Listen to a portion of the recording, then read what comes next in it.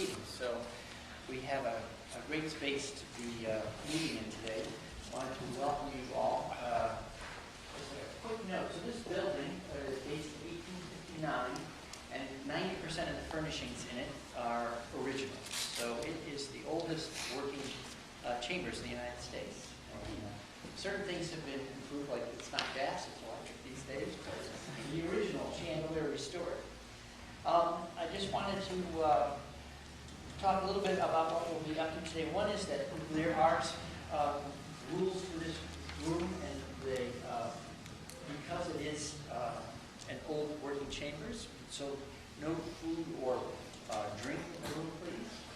If you have something, just please close it up. And the other thing is, you're sitting at senator's desks, so if you see papers there, please leave them undisturbed, and please don't open the desk. Some people keep their private papers in the desk, so we'll ask you to do that. Happily, the decorum of this room is that we generally have respectful, productive conversations, so I'm counting on everyone to follow that tradition today as well. And I just wanted to talk a little bit about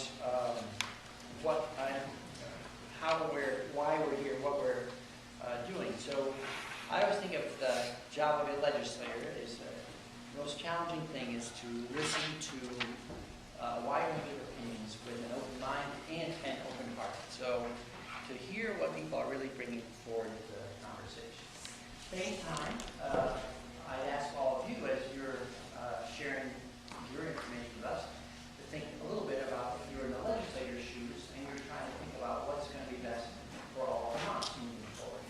So from that perspective, there's two things. So we're talking about sharing your experiences that you've already had, things you'd like us to know, keep in mind, stuff like that, to help us do work this session on citing issues.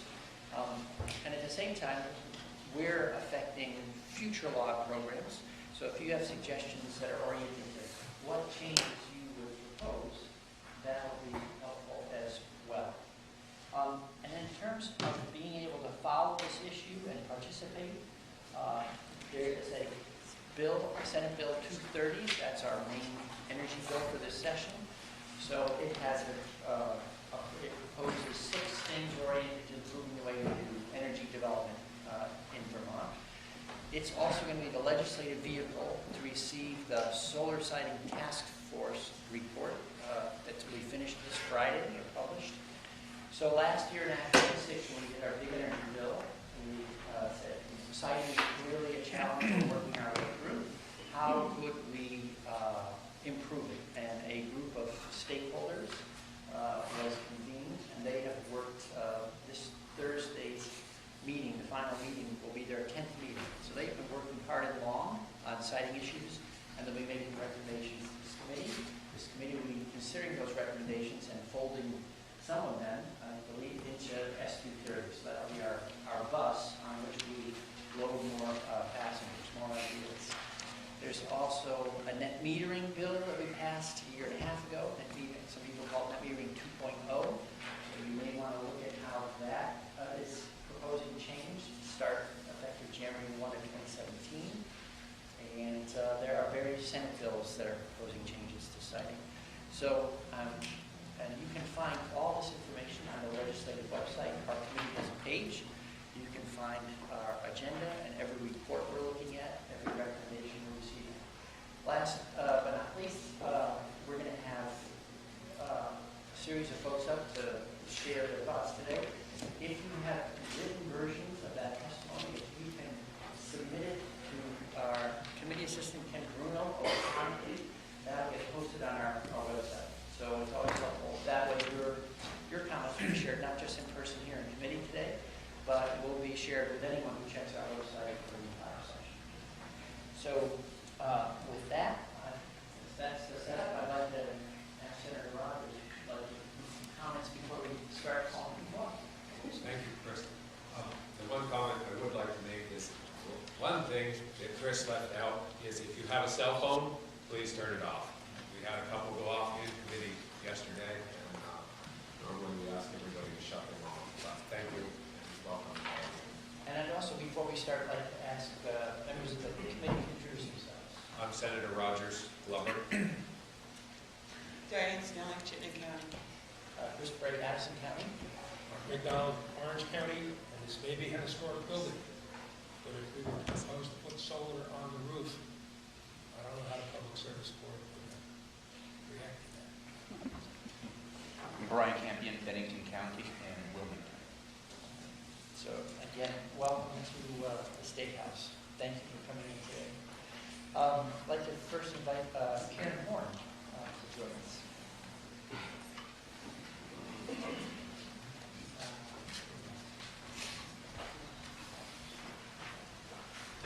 So the Vice Chair reminded me, we talked about basically most people coming in try to be succinct and limit your remarks to 5 minutes or less. That way we'll have time not only to hear from everyone, but then to have a discussion of the group as a whole at the end. Karen, is that light bothering you? No, it's fine. Are you sure? Okay, all right. I need to shut up someone. All right. Good morning. Thank you so much for having us this morning. We have a number of local officials from all around the state, some who spend most of their time at home doing the work of running local governments and don't spend a lot of time here in the State House. So thank you so much. Through the end of November, according to the Department of Public Service, there were 1,461 applications for solar facilities in Vermont. And the Comprehensive Energy Plan said that we currently have 4,996 solar sites generating 94,800 kilowatts of electricity. We also have 13 wind turbines of over 100 kilowatts in Vermont. The governor told the Lake Champlain Chamber of Commerce last week that he expects to see a doubling of solar installations this year. So we know that this success in deploying solar and wind moves Vermont towards the goal of 90% by 2050, which is a goal that we endorse. However, it does not serve all people in all situations or all areas of the state, which is why you have a State House full of local officials today. We believe we've been substantially ignored in the process. And we think that as we move ahead in deploying energy generation this year, particularly given the number of installations that are expected, we have to get the process right now. We can't afford to wait. Today, there's not a balance between the public good that is renewable energy and reliable production and the public good of thoughtful land use and other priorities at the local level that reflect state goals that we've been asked to incorporate for some years of compact settlements surrounded by rural countryside. Vermont's VLCT's, we hope it's Vermont's, but VLCT's adopted municipal policy calls on the legislature to ensure that Vermont's energy supply remains reliable and that the Public Service Board restores balance between the transition to renewable energy and the protection of land use priorities established in municipal plans and state land use goals.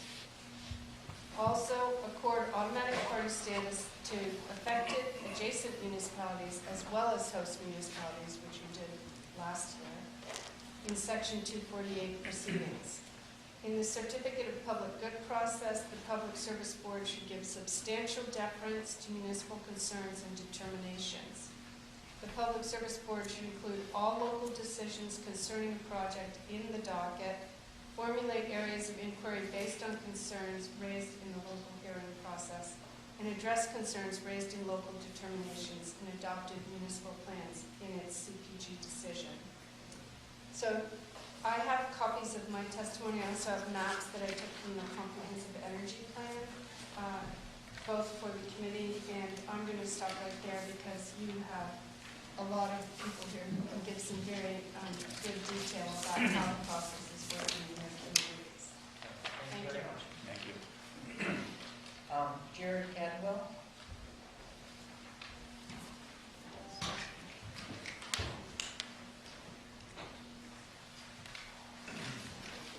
Good morning, Senators. We welcome the opportunity to speak with you. My comments will be briefer still. My colleagues from around the state, from the Vermont League, will speak more specifically and anecdotally to the points that Karen just made. I'm speaking to you as the president of the Vermont League board.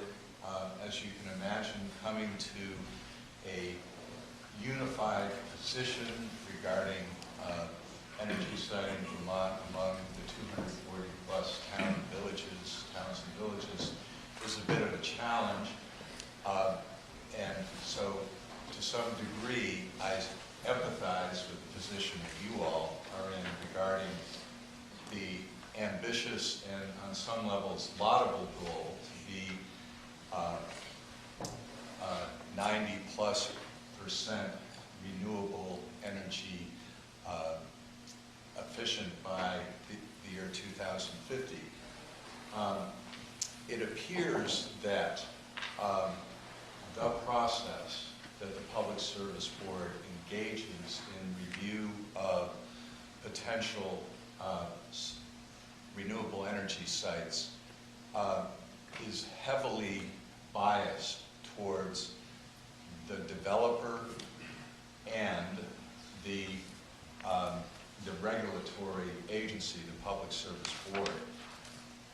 We local officials have done tremendous work over the last 10 years in developing municipal plans that address in very specific detail impacts of residential as well as potential commercial sites. We believe that, as Karen just mentioned, there needs to be more specific attention paid to the good work that our people on the ground in our local communities have done, analyzing what is appropriate build out within each of our communities. And my colleagues will speak specifically to their town experiences with the Public Service Board process, but we as a league, and I think putting my local official hat on as chair of the Facein Select Board, really want you all to really look carefully at whether the Public Service Board process is truly a balanced and careful review of local input. Our experience to date is that it's terribly expensive for local governments to, quite frankly, defend themselves in the face of well-financed developers. And we're back on our heels trying to catch up, and it comes at a tremendous cost. That is to defend the good work that our local officials have done on planning.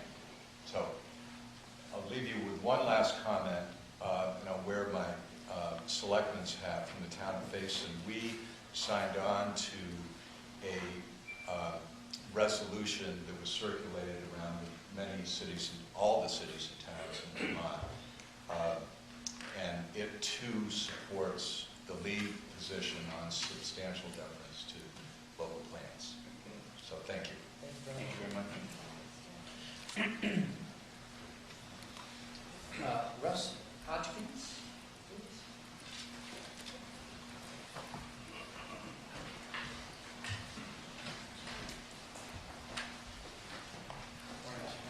Good morning. I am the town manager and zoning administrator for the town of Westminster, and we have received the Public Service Board's harshness by losing some prime farmland, commercial and industrial land, our only park for commercial industrial. And the last one we lost at Deer Yard. All of these were very outlined to us that these were items that would not be tapped into, and they were. We've sent 4+ letters to the Public Service Board expressing our opinion and our loss, and we have not even gotten a slight response, not a note, not an email, nothing. In regards to the lost land, we have our town plan and our zoning bylaws, which are both brand new. And again, they have not utilized them at all. They have not looked at them, apparently, because each and every one of those items have been protected. They're a small town's future, and we've lost them. At this point, it's becoming a hardship, an economic hardship. Again, being a small town, we're losing prime farmland. We are a bedroom community. We depend on our aesthetics and our location, and we are losing both. To my knowledge, not one person has come to the town of Westminster for a site visit before they approve these. That's not right. They should look at what they're doing. One of them that's in place today was told to us that they would have landscaping, a screen, because it was built right beside homes that were existing. When the process was completely done, the screening was omitted. How, why, we have no idea. It just was omitted. So now we have houses with a chain link fence within feet of the border with chain link, with barbed wire at the top. Very attractive, very attractive. So that's all I have this morning, but please take this into consideration in the future. I don't think we can handle much more. Thank you. Stephen Marks.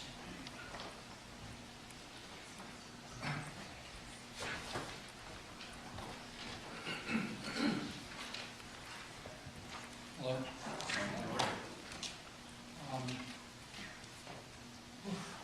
I don't do well talking with my people.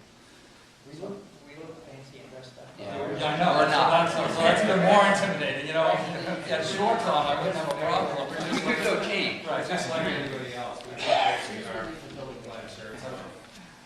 So, I'm a selectman in the town of Stratford, and we have a mine site, and they're putting in a solar array.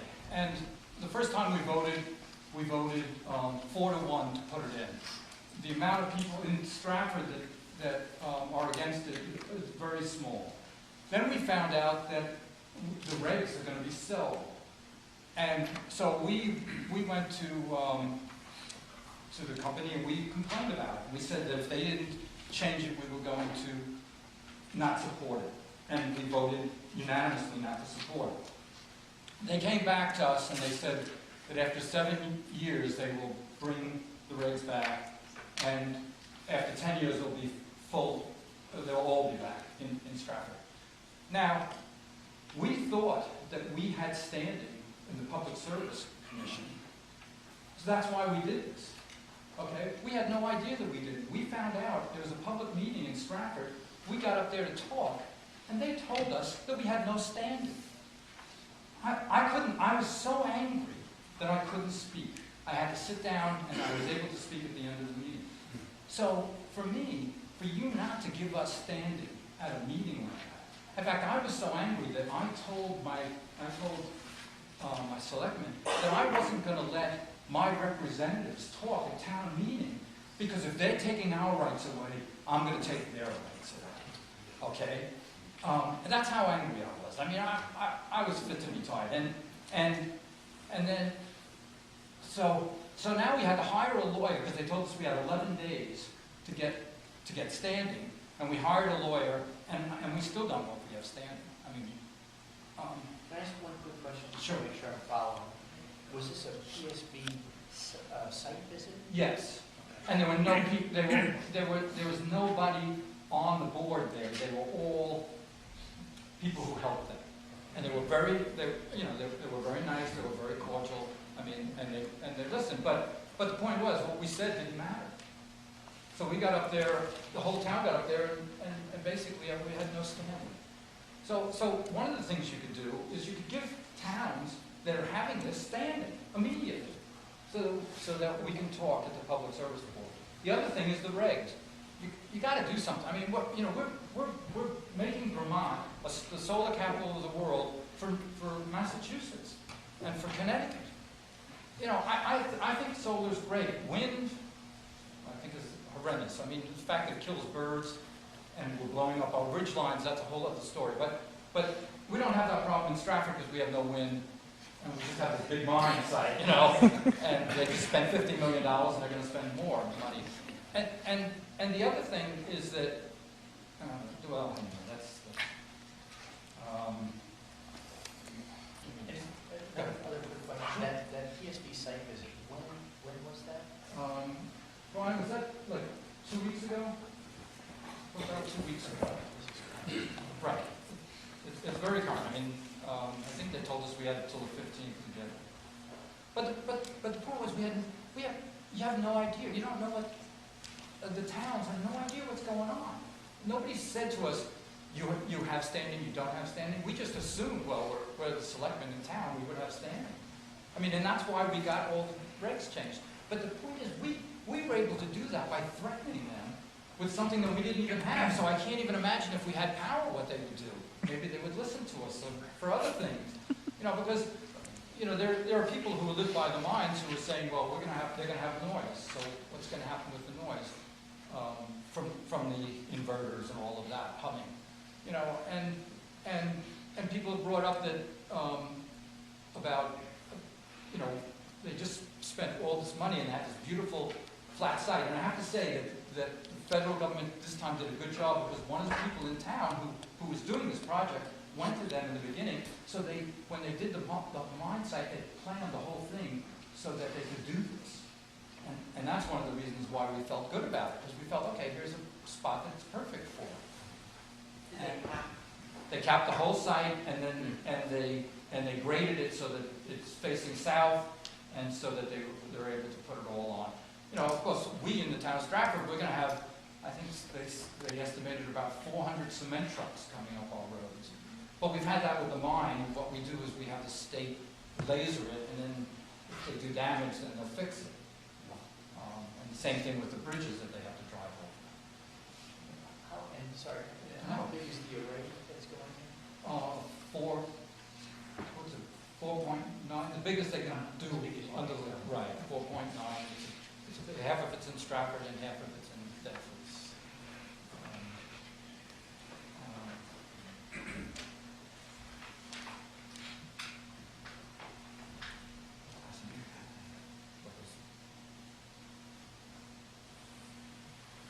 I think that's, Brian, is there anything else?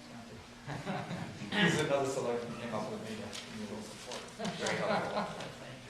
Thank you. We did, with the National Act 56 last spring, we signed into law on June 11th.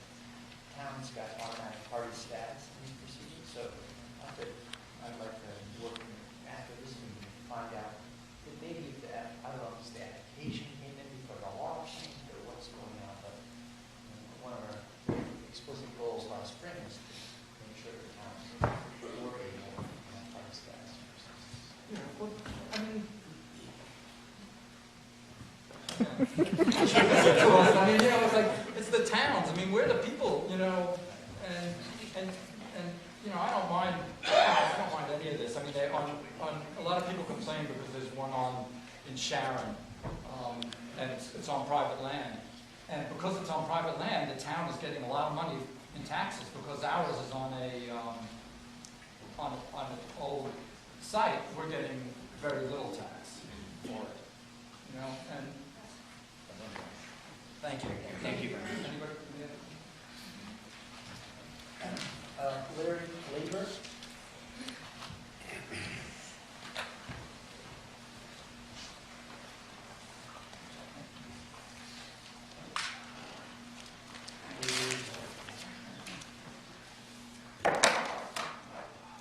Good morning. Thank you for this opportunity. I have a couple of handouts here.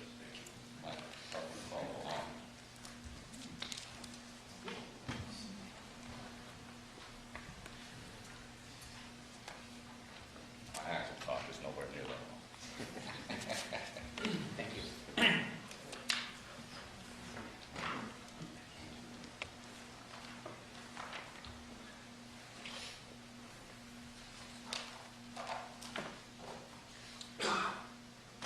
town of Morgan. I'm the chair of the select board there, so I appreciate this opportunity.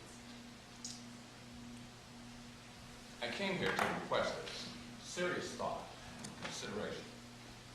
I'll be given to amending Act 248, or at least restructuring the mission of the Public Service Board to reflect municipalities' concerns on siting of wind towers and solar power. Our town's planning committee has a very complete plan addressing the renewable energy such as wind, solar, biomass. And I put that in your enclosure. It's a 40-page document, so I just excerpted the pages that deal with renewable energy. I think you'll find it rather complete.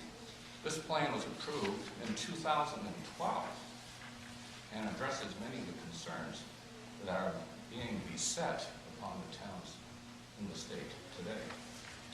We fully support renewable, environmentally sound, solar, wind, energy production at a residential scale. We have defined the scale and size in our plan. We feel that the democratic process has been usurped by the all-powerful decisions of the Public Service Board and the guidance of developers and their consultants. Deference to town policies and the will of the people has been replaced with for the public good, as defined by developers and their cohorts. The town of Morgan hosted a special informational town meeting, and over 90% of the resident voters in attendance of that meeting voted against the solar project that was presented to that meeting by the developer. Our governor has stated that Vermont's goals are to replace by 90% fossil fuel use to clean renewable energy by 2050. He also has stated that no town should have renewable energy projects forced upon them. Well, apparently the spoken word has been sent to the powers that be, or rendered a change in the siting criteria. Siting aesthetics and the public will are not a one-size-fits-all proposition. Our scenery, mountains, bucolic setting are indeed worth preserving for future generations. The state has spent large sums of money and human resource time to protect our pristine lake and its watershed area. For those who aren't familiar with Morgan, the lake is Seymour Lake. They're trying to protect it by shoreline protection, better back road grants to prevent erosion and silting of the lake, land use regulations for forestry management under state land use regulations, siting projects on a beautiful area of the Northeast Kingdom, which has 749 residents, does not justifiably need these projects, especially when the renewable energy credits are sold out of state, all going south. None of this energy is staying here. If we were in need of additional power, we could pick up the phone, call Hydro-Quebec and get it for 6 cents per kilowatt hour. Why are we paying 18 and 27 cents based on either solar or wind? I would respectfully request that municipalities' participation in the siting of these projects be given credence prior to the issuance of a certificate of public good, and that a municipal ombudsman position be considered by the state, as the Public Service Board process, at its very best, is a daunting one, for which I know of no select boards that are properly prepared or budgeted for. In your handout, I've presented our plan basically as a 4-page synopsis that other towns around us have asked for a discovery request of developers. And in their request, they've mentioned the town of Morgan, and they have 5 questions in there that relate to the developer's process in Morgan. And his answer to that was a letter to the town learning, stating that there are no Met towers on his properties that he has purchased on our ridgeline surrounding our lake. Well, if you look in the packet, despite no trespass regulations, I have a plan. I took these pictures from my plan. And as you can see, there is a tower. The black and white, unfortunately, is not very clear. I ran out of color vision, but that's why it's not colored for you. But you can see it. There's clearly a wind anemometer and a wind vane that is capable of producing information to the developer on the velocity and frequency of wind and the direction that it comes from on this ridgeline. This ridgeline sets within a half a mile of dwellings on the lake on the eastern shore and within 1.5 miles of 350 expensive summer and some seasonal, but also some year-round residences on the lake.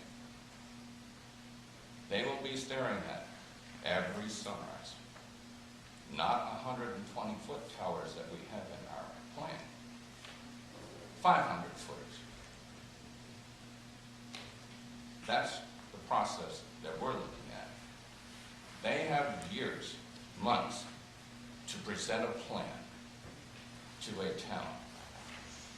That plan comes to the town in an addressed package. The select board clerk, town clerk, treasurer, receives the packet. We meet only every 2 weeks. We lose 2 weeks if it comes the day after our meeting, because it has to be properly warned. So we're already 2 weeks behind the 8 ball in that process. That seems totally unfair. And then you go and seek advice, because this is our first rodeo against a public service board and a developer. That comes out of a budget that doesn't exist. We had no anticipation of the need, because we thought we were covered with our plan. That's it for me. Thank you for your time. Thank you. I think I missed a piece. You have a good viable town plan, but a developer has come in and is proposing something. Is that? We have a 500 kilowatt CPG proposal on land that was purchased in 2015 for that purpose. And it's removing agricultural land from production. Right, that was what I was going to say. I'm sorry. It's also clear water the lake. It's solar. Solar. We know the wind proposal is coming. That's why we have the tower. But it's not a Met tower. If you ask the developer, it's not a Met tower. It's a wind measuring device. So we're looking at semantics. And it's the deviousness of this that creates angst among select boards. Mr. Lieber, oh, sorry. Well, I was just trying to make sure I got the wind piece straight. Is there an application, is the town notified something's coming, or the Met Tower? If you're reading the writing on the wall, if you're seeing that something is going to come forward. I just want to get the wind piece straight. Certainly. At our town meeting, knowing that he had purchased these ridge lines, I specifically asked him if he would sign a restricted covenant to not use those ridge lines for mega towers, wind turbines. He looked at his lawyer, she shook her head, and he would not sign. The writing's on the wall, we know it's coming. Mr. Lieber, I'm impressed by the process that you all went through for the town plan, for the energy plan. Is this something that you all initiated on your own? Yes. Just wanting to? Back in 2011, started the process. December 2012 it was completed. And I do have a full copy with me if you want to read 40 pages. Actually, if you wouldn't mind giving one copy for the committee, that would be terrific. Thank you. Sir, Ms. Dunn? We're here today talking about citing related issues. One of the dilemmas that we all have, and the public has, is when we're dealing with citing issues, it's pretty straightforward. when you go to public service board, do they have to listen to you? And then, having listened to you, do they have to pay attention to what you say? That's one side. And the other side has to do with the cost of electricity. You can buy power from Hydro-Quebec or many other places for around 6 cents. Then you have to pay for it to be delivered. That's another 5 cents. And you only can buy it at that rate if you promise to buy it 24 hours a day, 7 days a week, which is a heck of a lot more power than people need most of the day. When you're talking about renewables that only provide power a certain time of day, the cost of buying power at certain times of the day is nowhere near 6 cents plus transportation. So it's easy for us all to fall into that trap. It's just, I mention that because We, the ratepayers, Senator, have to foot the bill for $12 million asynchronous machine to level that power because it's so unstable. The correct. developer doesn't pay for that. Correct. And all those numbers are worth counting and adding up and making rational decisions about. But when you count them up and measure them against what you would, where you could get the power from alternatively, 6 cents is not a number that works. It's 6 cents plus transportation, plus the requirement to take that power 24 hours a day, even if there are 12 hours in a day in which it's a lot more than you can use. So I'm not saying what's the right answer or the wrong answer, but those are the things you have to weigh. We make it difficult on ourselves that we don't understand those subtleties. But on For those that are here talking about siting, that's a much more straightforward and different issue. And I'm not giving an opinion on what the right answers are, but those are the two separate questions. So, thank you, Mr. Chair, for your indulgence. Thank you. Thank you. Thanks, Mr. Wood. Brian Pecker? Pecker, sorry. Mr. Pecker? Thank you. Good morning. Thank you, Senator, for having us today. I just have a simple handout, quite long, that's fine.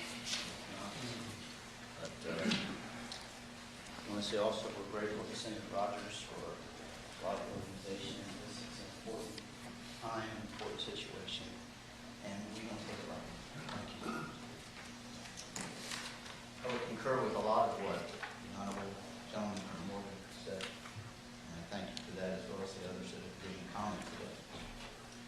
Renewable energy projects are moving along at a frantic pace. The expected deployment of some of these initiatives has citizens of this state, and in particular the town of Irisburg, alarmed. Our concern here is that with so many projects, how can the operation that exists create a thorough, fair, and safe manner by which it goes forward?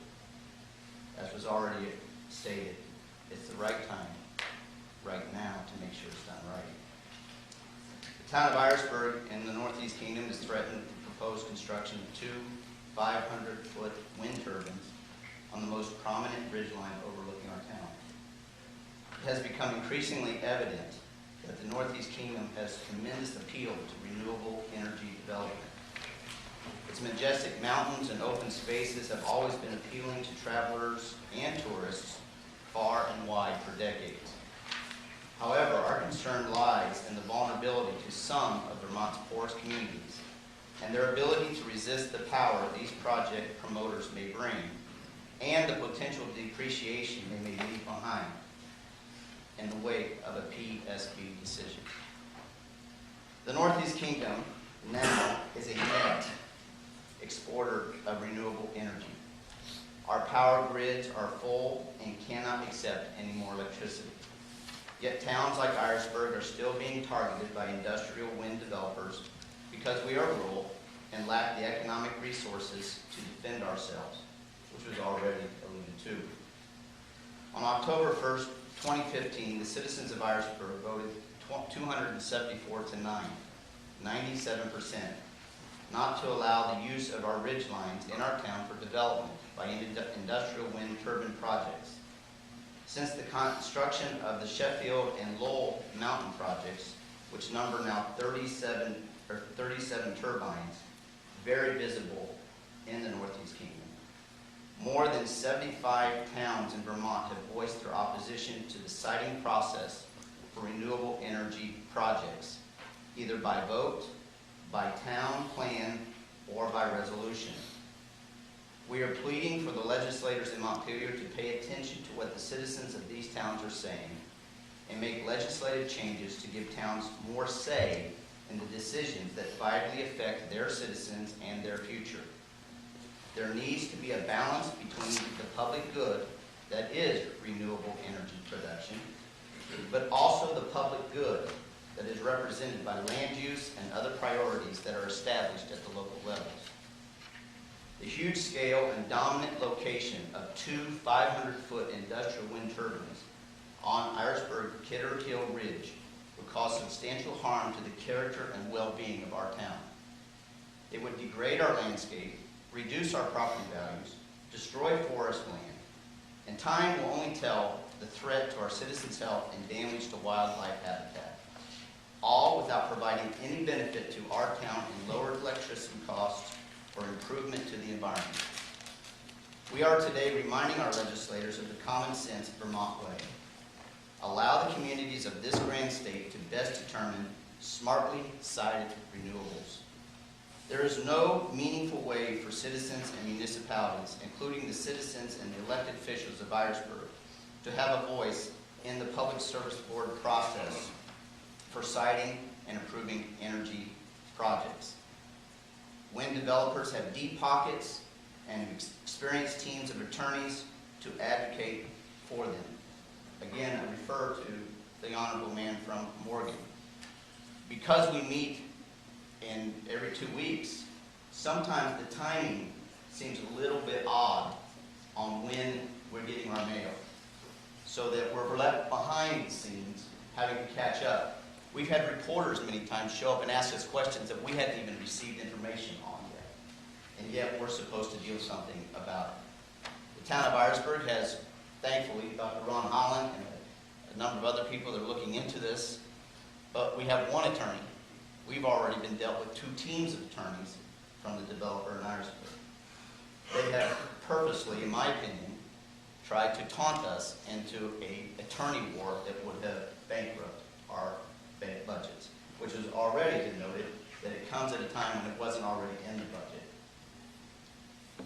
With that being said, when developers have the deep pockets and experienced teams of attorneys to advocate for them, to have any kind of voice in the process, small rural towns are forced to try to come up with many tens of thousands of dollars that they don't have in order to pay legal fees for specialized attorneys to represent their interests before the PSB.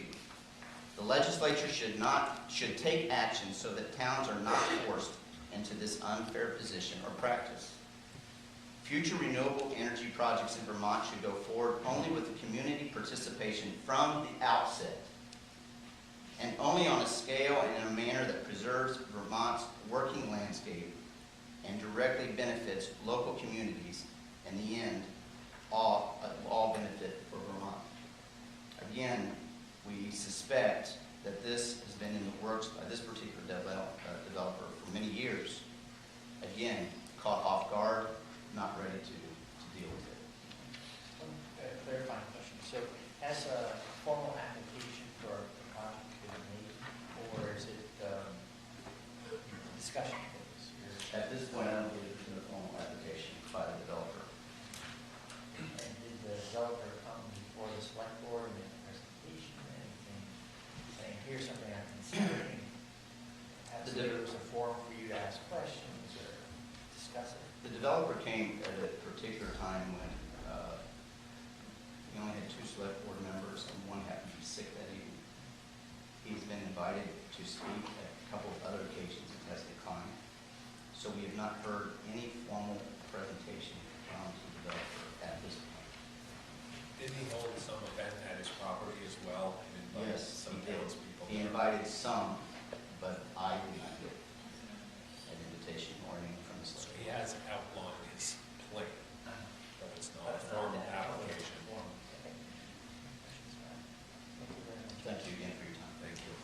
Joel Clark, please.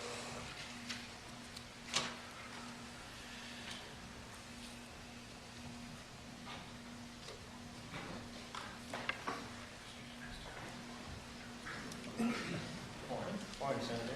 Thanks for the opportunity to speak here today. I'm the Vice Chair of the Swanton Select Board and the Chair of the Development Review Board.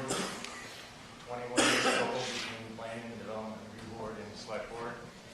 I know my time's limited, so I'm going to speak rather quickly here. Some of it's going to be a repeat, some great points brought up, the same things that Swanton's dealing with. First of all, I want to state I'm all for renewable energy.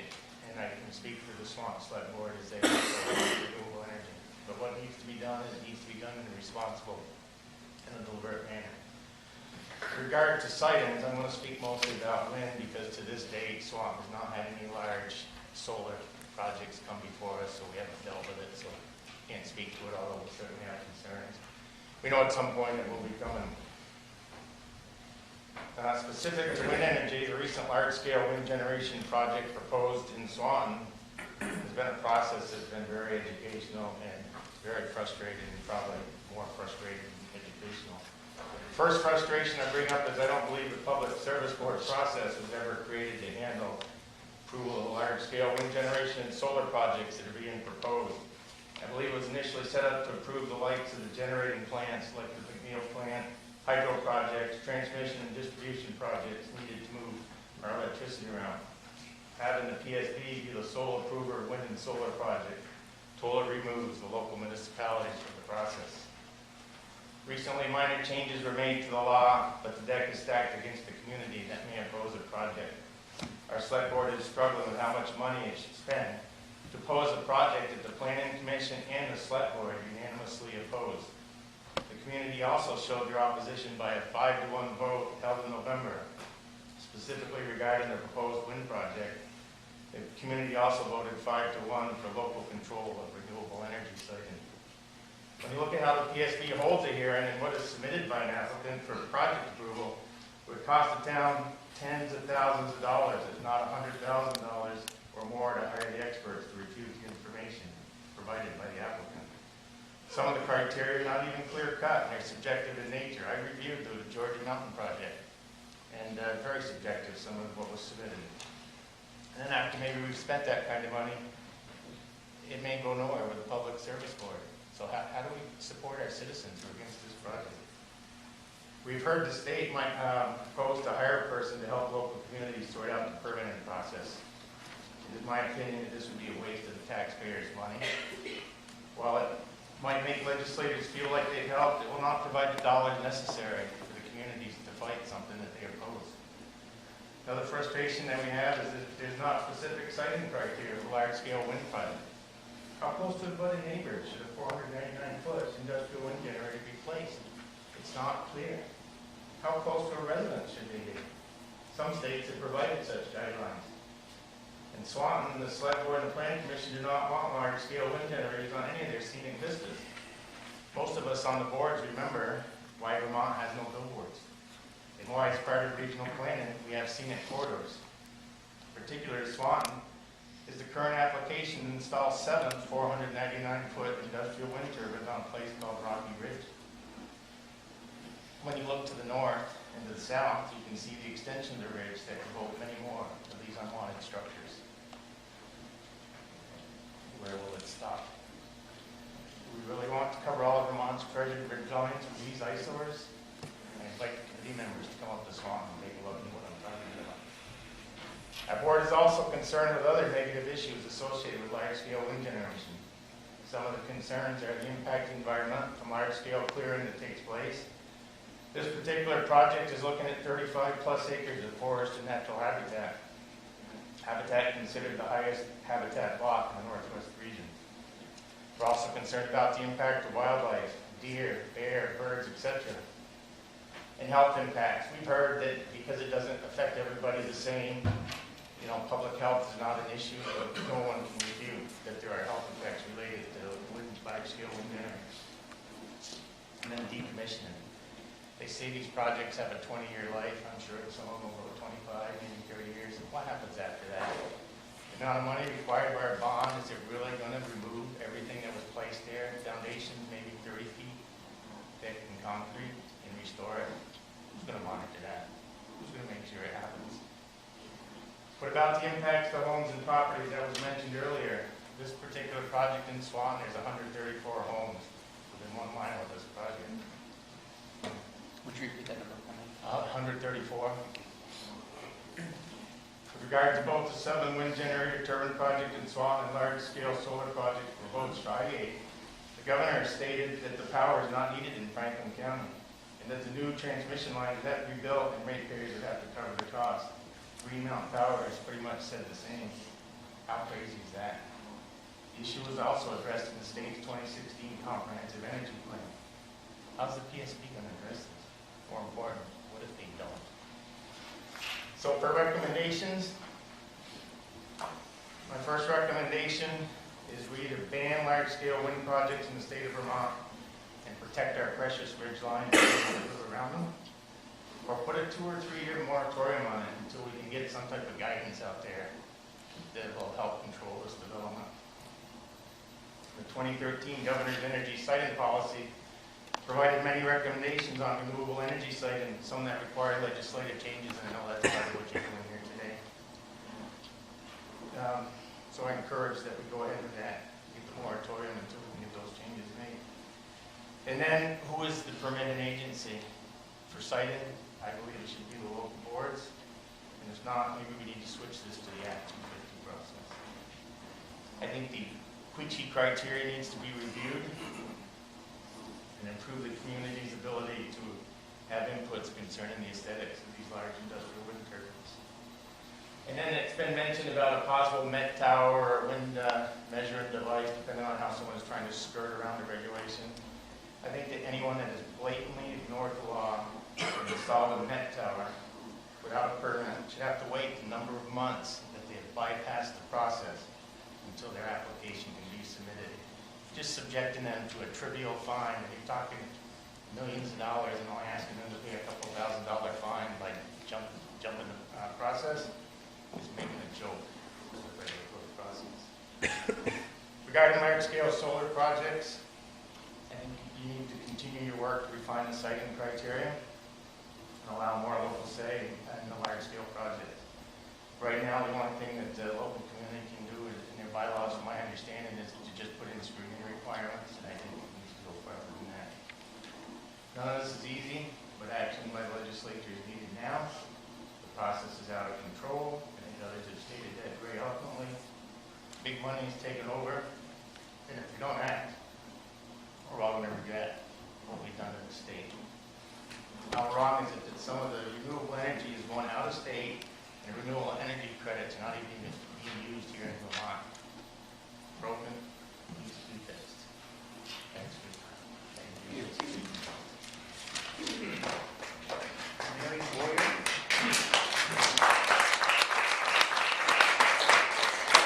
Scale wind projects. Fast forward to 2012. An absentee landowner from out of state that owns 5,000 acres between Windham and Grafton, which happens to be nearly 25% of Windham's area, partnered with a $60 billion European corporation and announced their intention to place Met towers on their land in anticipation of developing an industrial wind installation. Representatives of both the landowner and the developer expressed publicly their indifference to the town plan, citing the authority of the Public Service Board. The application was filed 45 days later, and Windham entered the Public Service Board process. We stated our objection and cited the town plan. The correspondence between and among attorneys for the developer, the Public Service Department, and the town are a matter of record, but eventually the Public Service Department supported the town plan in the strongest language on a variety of grounds. They concluded that the town plan should be considered dispositive and the application for Met towers should be denied. There's the hearing. The board granted the CPG, and this is all available on docket 7905. And the order came down on December 20th, 2012. In doing so, they not only disregarded the intentions of the town, but also the analysis and opinion of the department. The board went further, and in a statement which foreshadows some of the recent finger-pointing between the board and the legislature with regard to siting issues, said this, and I'm reading here directly from the order, quote, "We note Section 246 leaves the board no discretion to deny approval of a meteorological tower that meets the applicable criteria. The statute requires that the board approve the project and issue a CPG." Close quote. Let me note that the criteria referred to are from the law: aesthetics, historic sites, air and water purity, the natural environment, public health and safety, public investments, and the orderly development of the region. Now, none of these criteria is likely to reach the threshold of concern regarding a Met Tower, but the law leaves out any consideration of the very purpose for which such a permit is being sought. In their comments in the order, the board says further, and quote again, "In addition, we conclude that concerns regarding the statutory directive contained in section 246B1 are more appropriately directed to the legislature, rather than to the board the legislature has charged with implementing those directives." Close quote. We've been invited here today to talk about our experience with the Public Service Board process.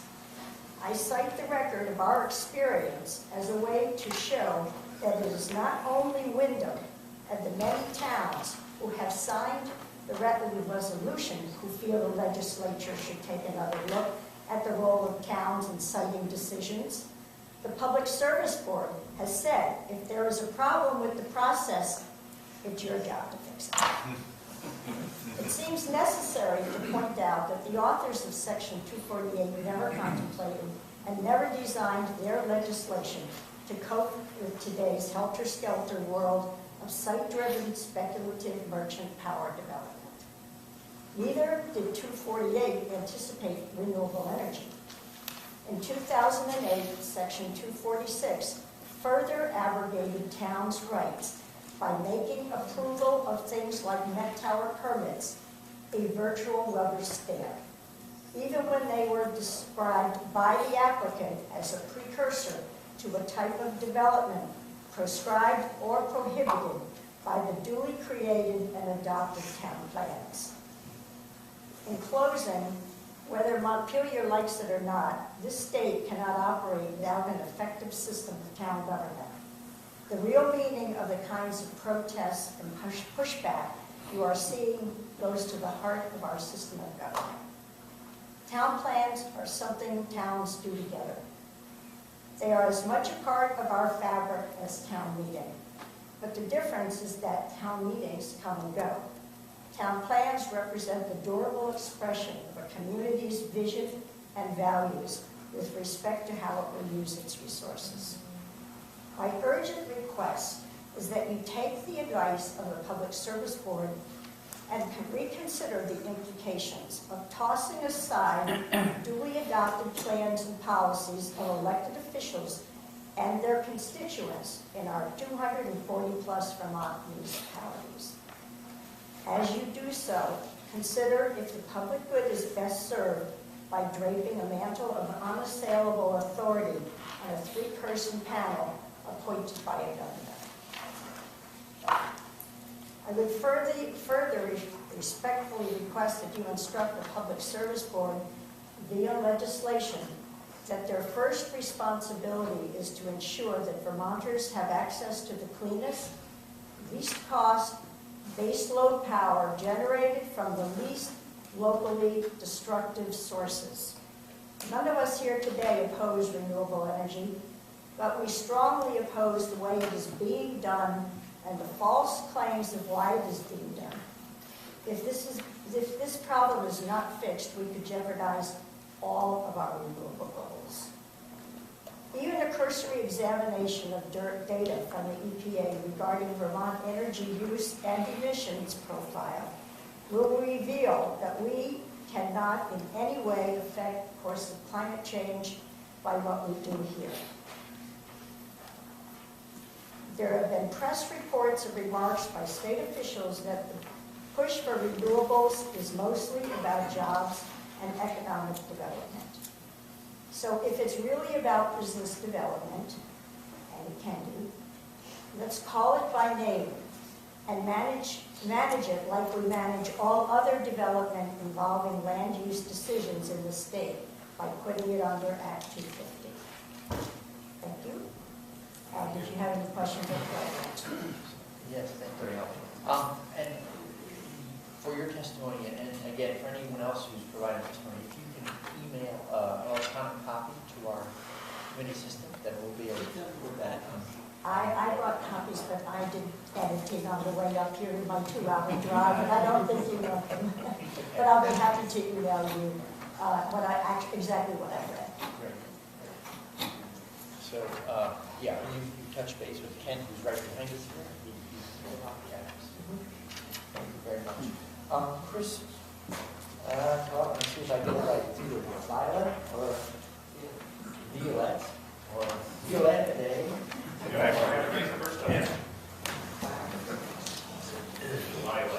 Violet. Good morning. Good morning. Thank you for having us. I'm Chris Violet. I'm the planning director and I also am a member of the planning commission for Berrytown, probably the closest town here today. And I'm also going to talk to you about solar. We're not really, our elevation is prime for probably solar, but not so much for wind.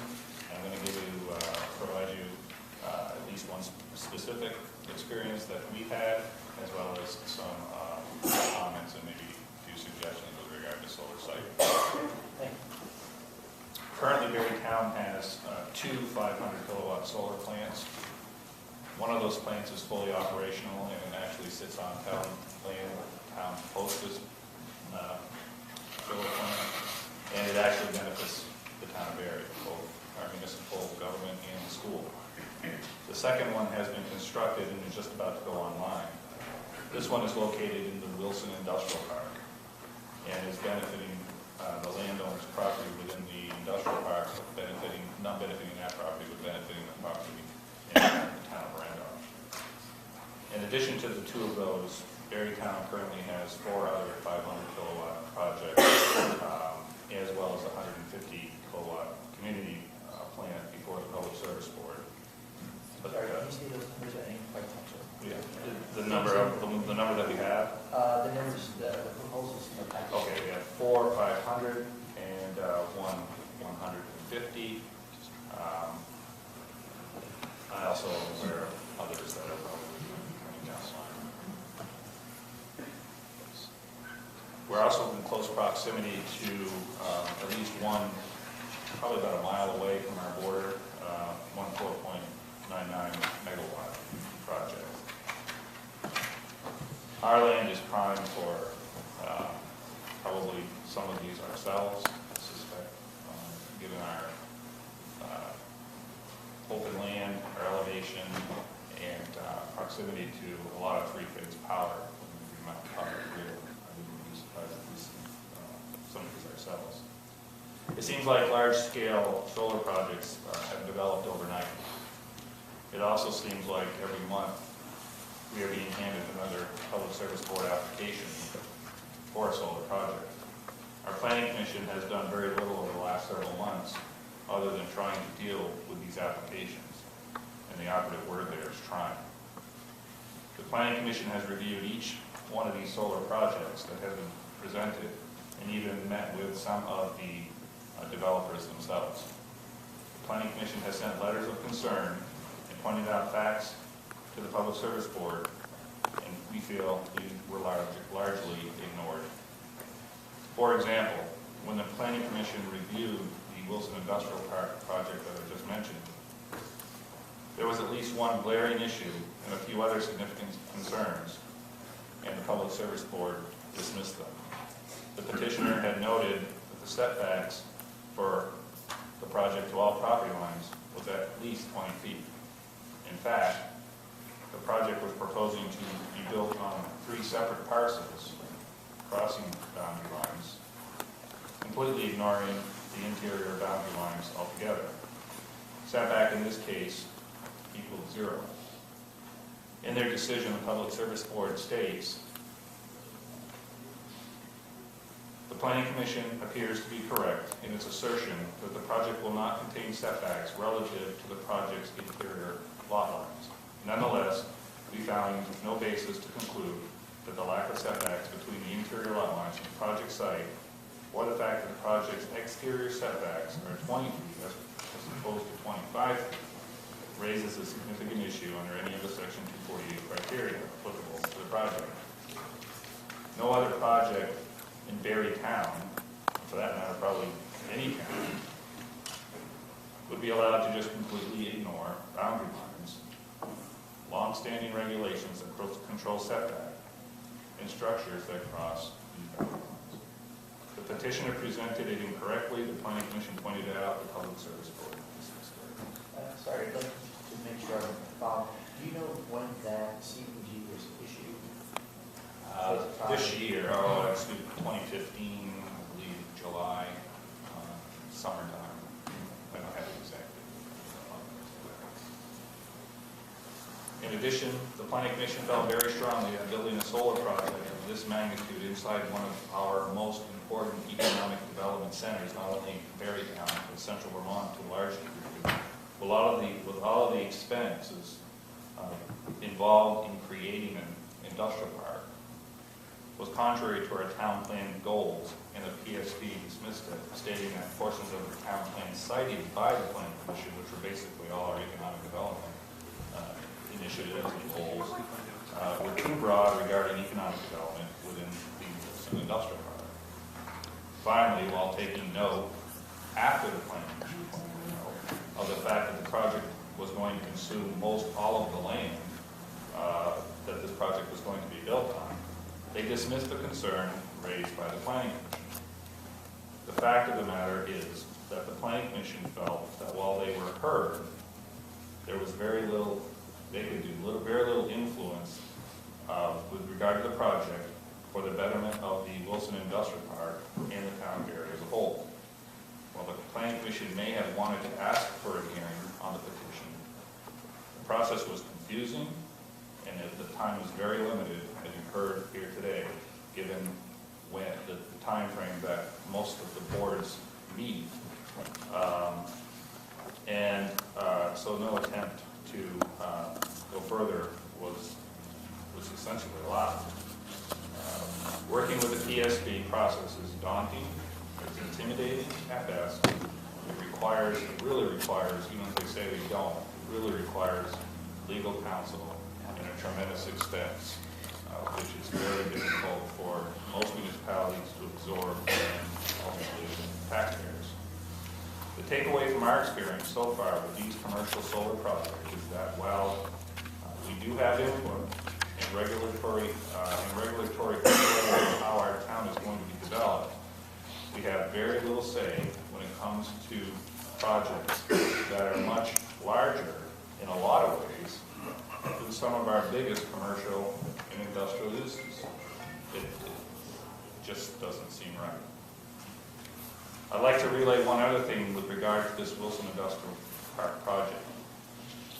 When the developer came to a joint meeting between the Planning Commission and the Select Board, the Planning Commission raised many issues, and they were in a very, and I had a hard time coming up with a good word for this, but they were in a very pointed way told by the attorney for the developer, they had an attorney, we did, that we don't have to follow your rules. And that is no lie. This attitude left a very bad taste in the minds of the public officials in Berry Town and many of our citizens. Other significant concerns that we've had and been faced with over the last several years regarding solar siting include, we're concerned about overburden.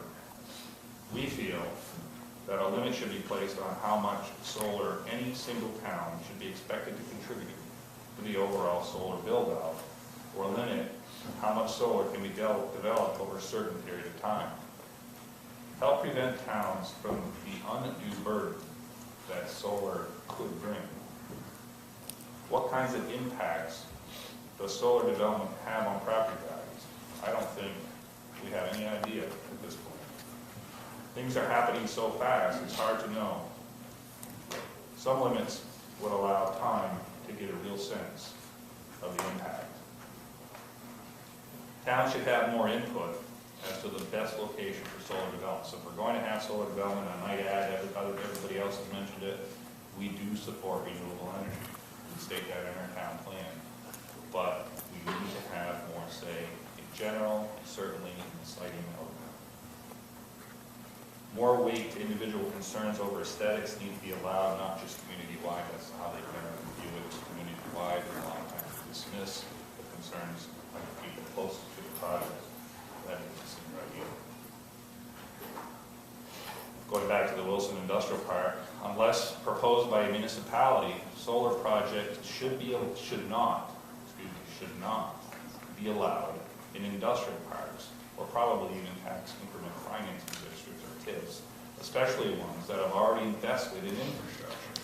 We have a tremendous amount of money invested in the Wilson Industrial Park to create jobs, economic development. Land for this purpose is limited, and solar development does very little to support the goals of either. It doesn't create jobs per se. You might have some jobs when they're being built, but they will be gone pretty soon. Special case proximity development. In other words, you need to look at allowing right now, if you can't build two projects next to each other, and that's, I understand probably the reason for that, but there's probably exceptions to that, and I think that has to be looked at. In other words, if a site makes sense and there's little to no opposition, the site should not be limited to the number of projects it can have. The site mentioned earlier, the Wilson Industrial Park, or excuse me, the site mentioned earlier for the town of Berry, the one that we actually proposed, is in a prime area to host another one, or maybe two equally as big.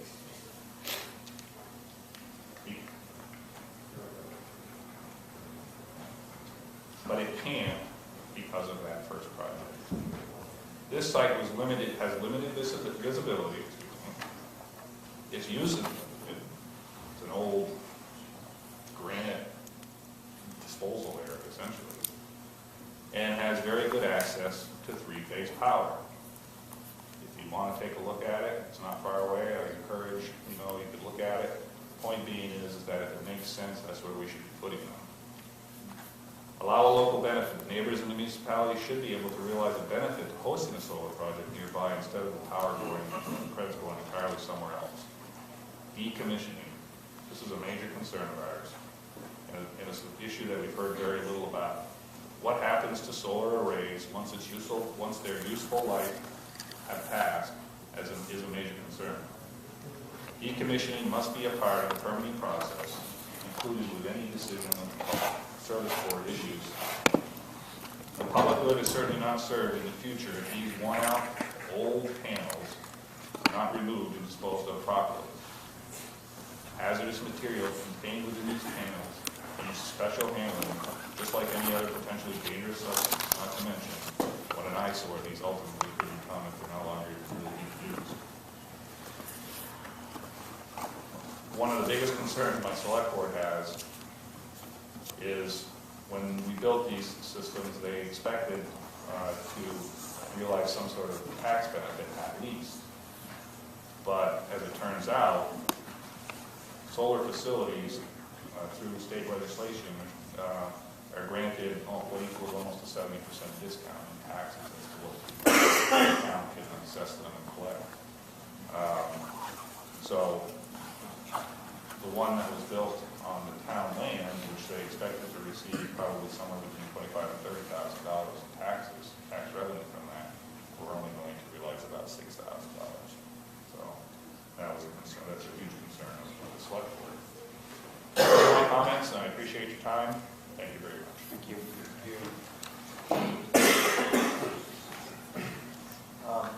We'll take one more witness, and we'll take a 15-minute break, and then we will have our last two witnesses.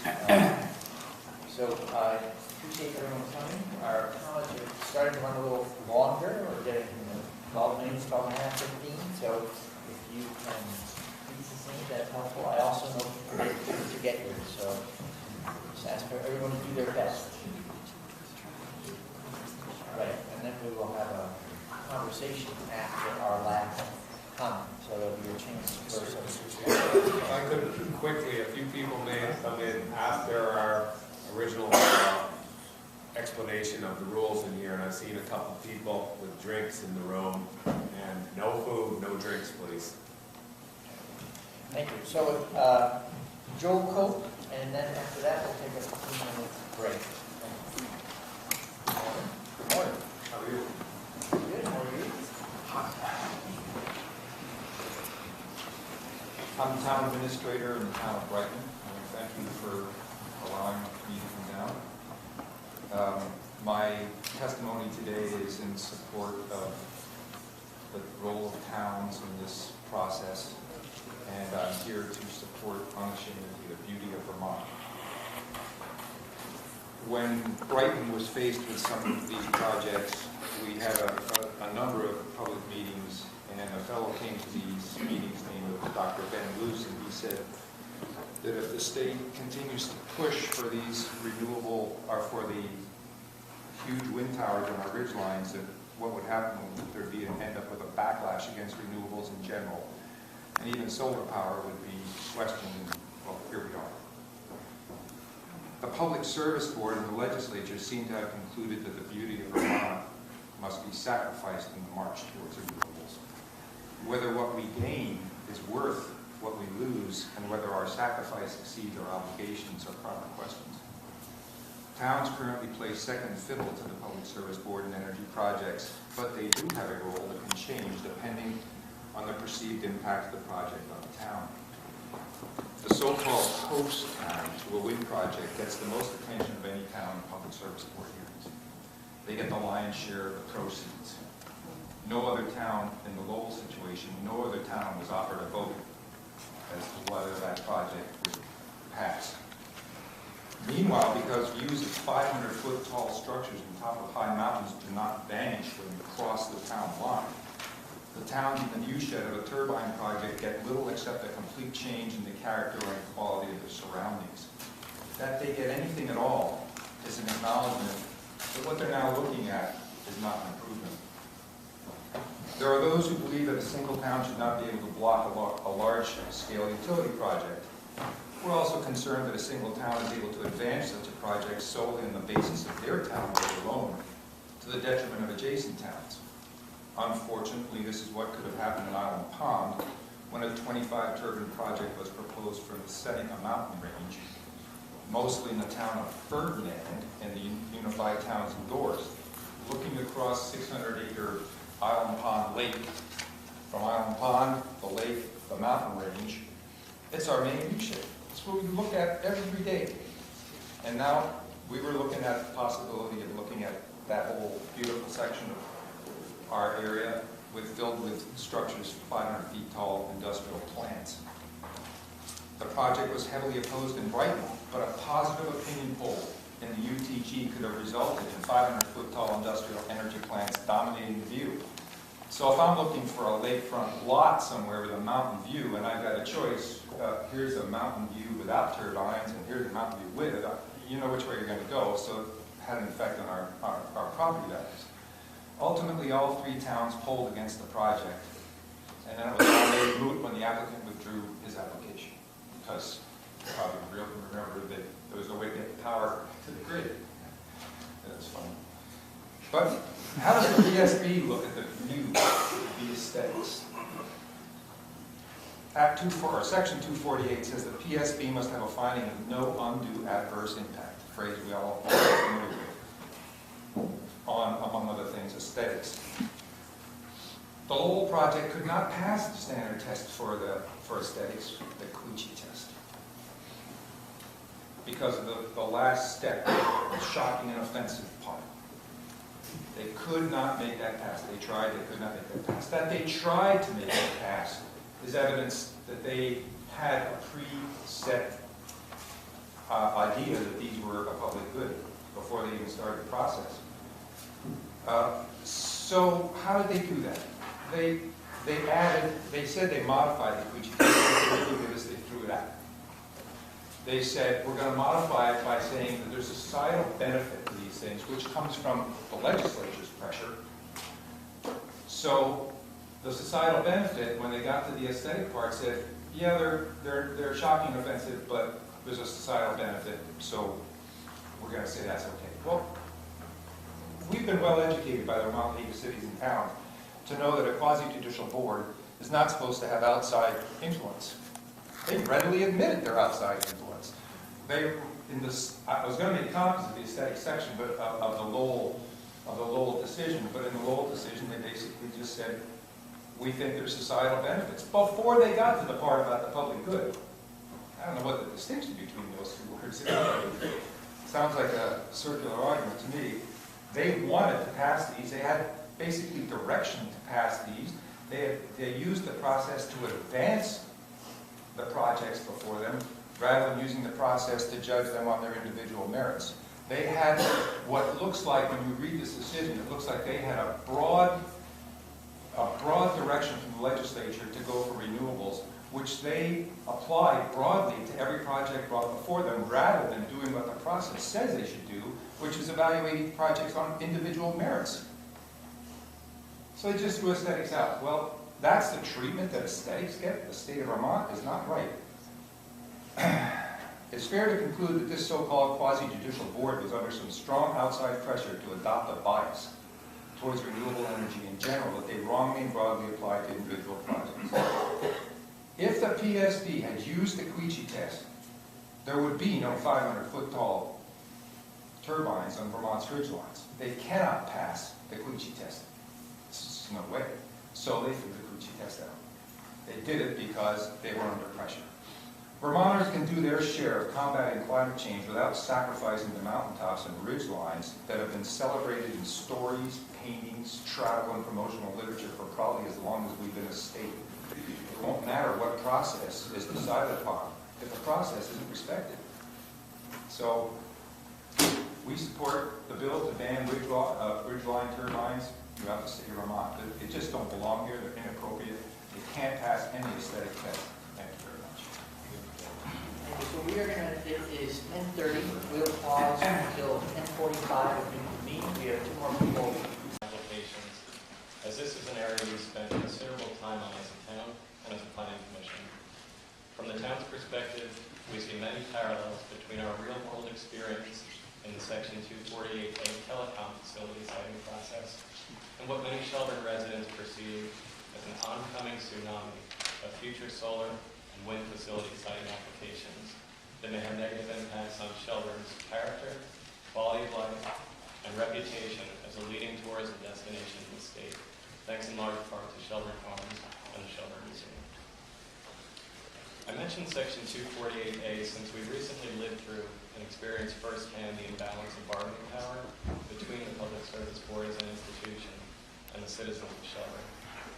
Despite Herculean efforts on the part of a resident named Hope Johnson to have a voice in the siting process for a 75-foot cell tower adjacent to her property on a private road near the Shelburne Municipal Airport, it became clear to everyone on the planning commission cell tower adjacent to her property on a private road near the Shelburne Municipal Airport.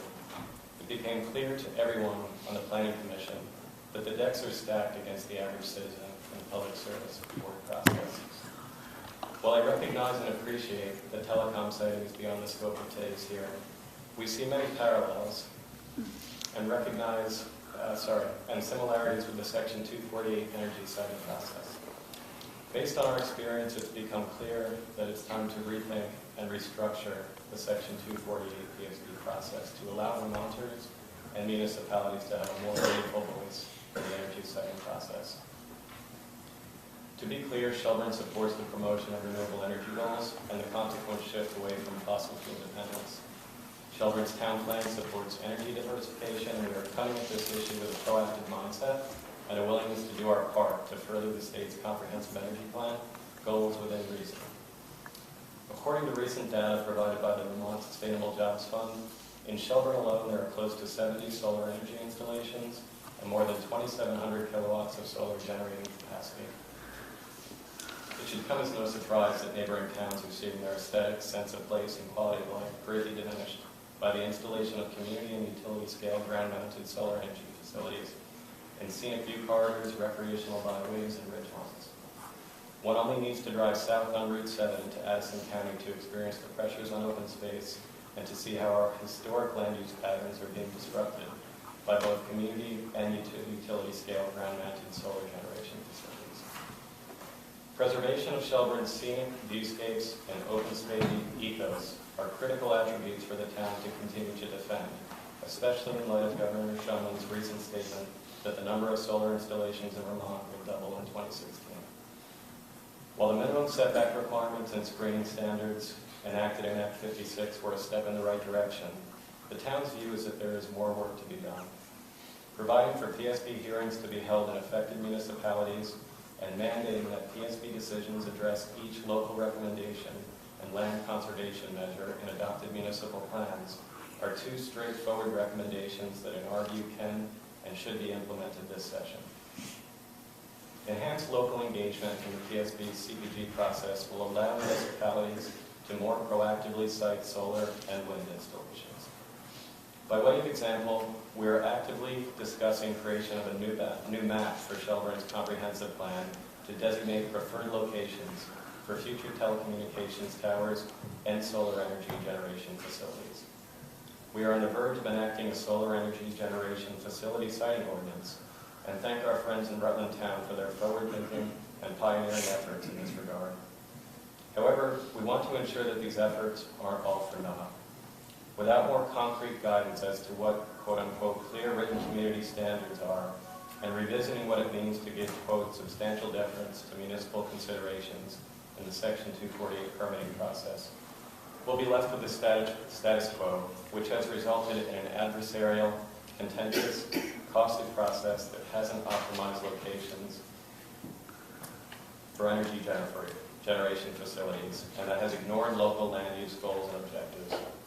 Having experienced the PSB's recent definition review public hearing process for certain Section 248A standards, which included revisiting the definition of substantial deference, it became evident that there is a clear conflict of interest with the process of asking a quasi-judicial agency to write its substantive standards of interpretation.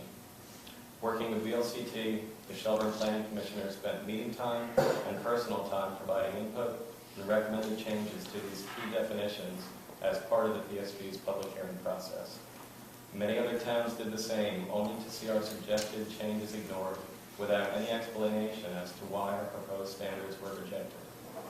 The legislature needs to assert itself and revisit these critically important PSB standards and further ensure that the Queechee test isn't being watered down or otherwise reinterpreted by the PSB, as these are Vermont Supreme Court precedents that only that body should be asked to reinterpret if and when that time comes. The recent Cold River Road decision is a case study in how the applicable standards can be interpreted to suit the PSB's will, despite a community's best efforts to thoughtfully engage in the CPG process. As a state, we can and must do better.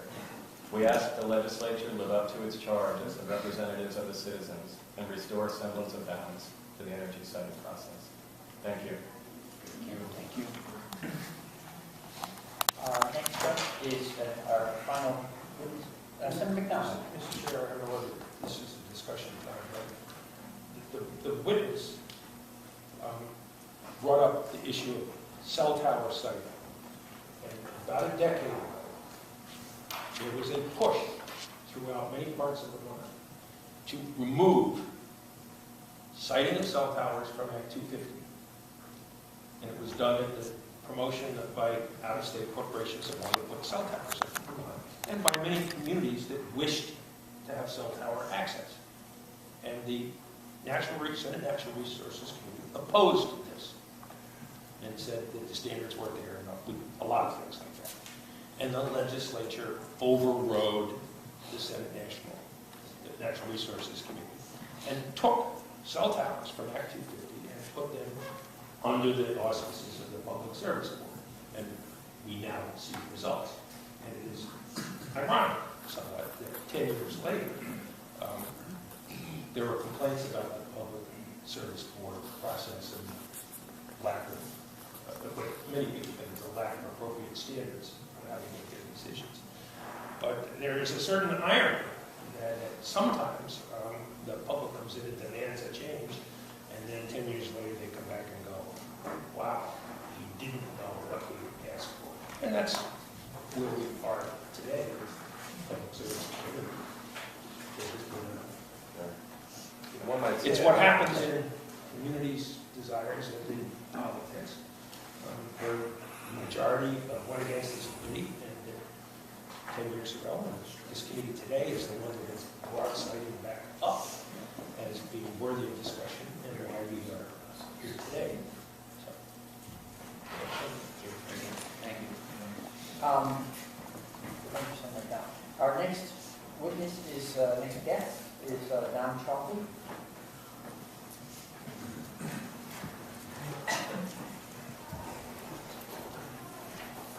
Good morning.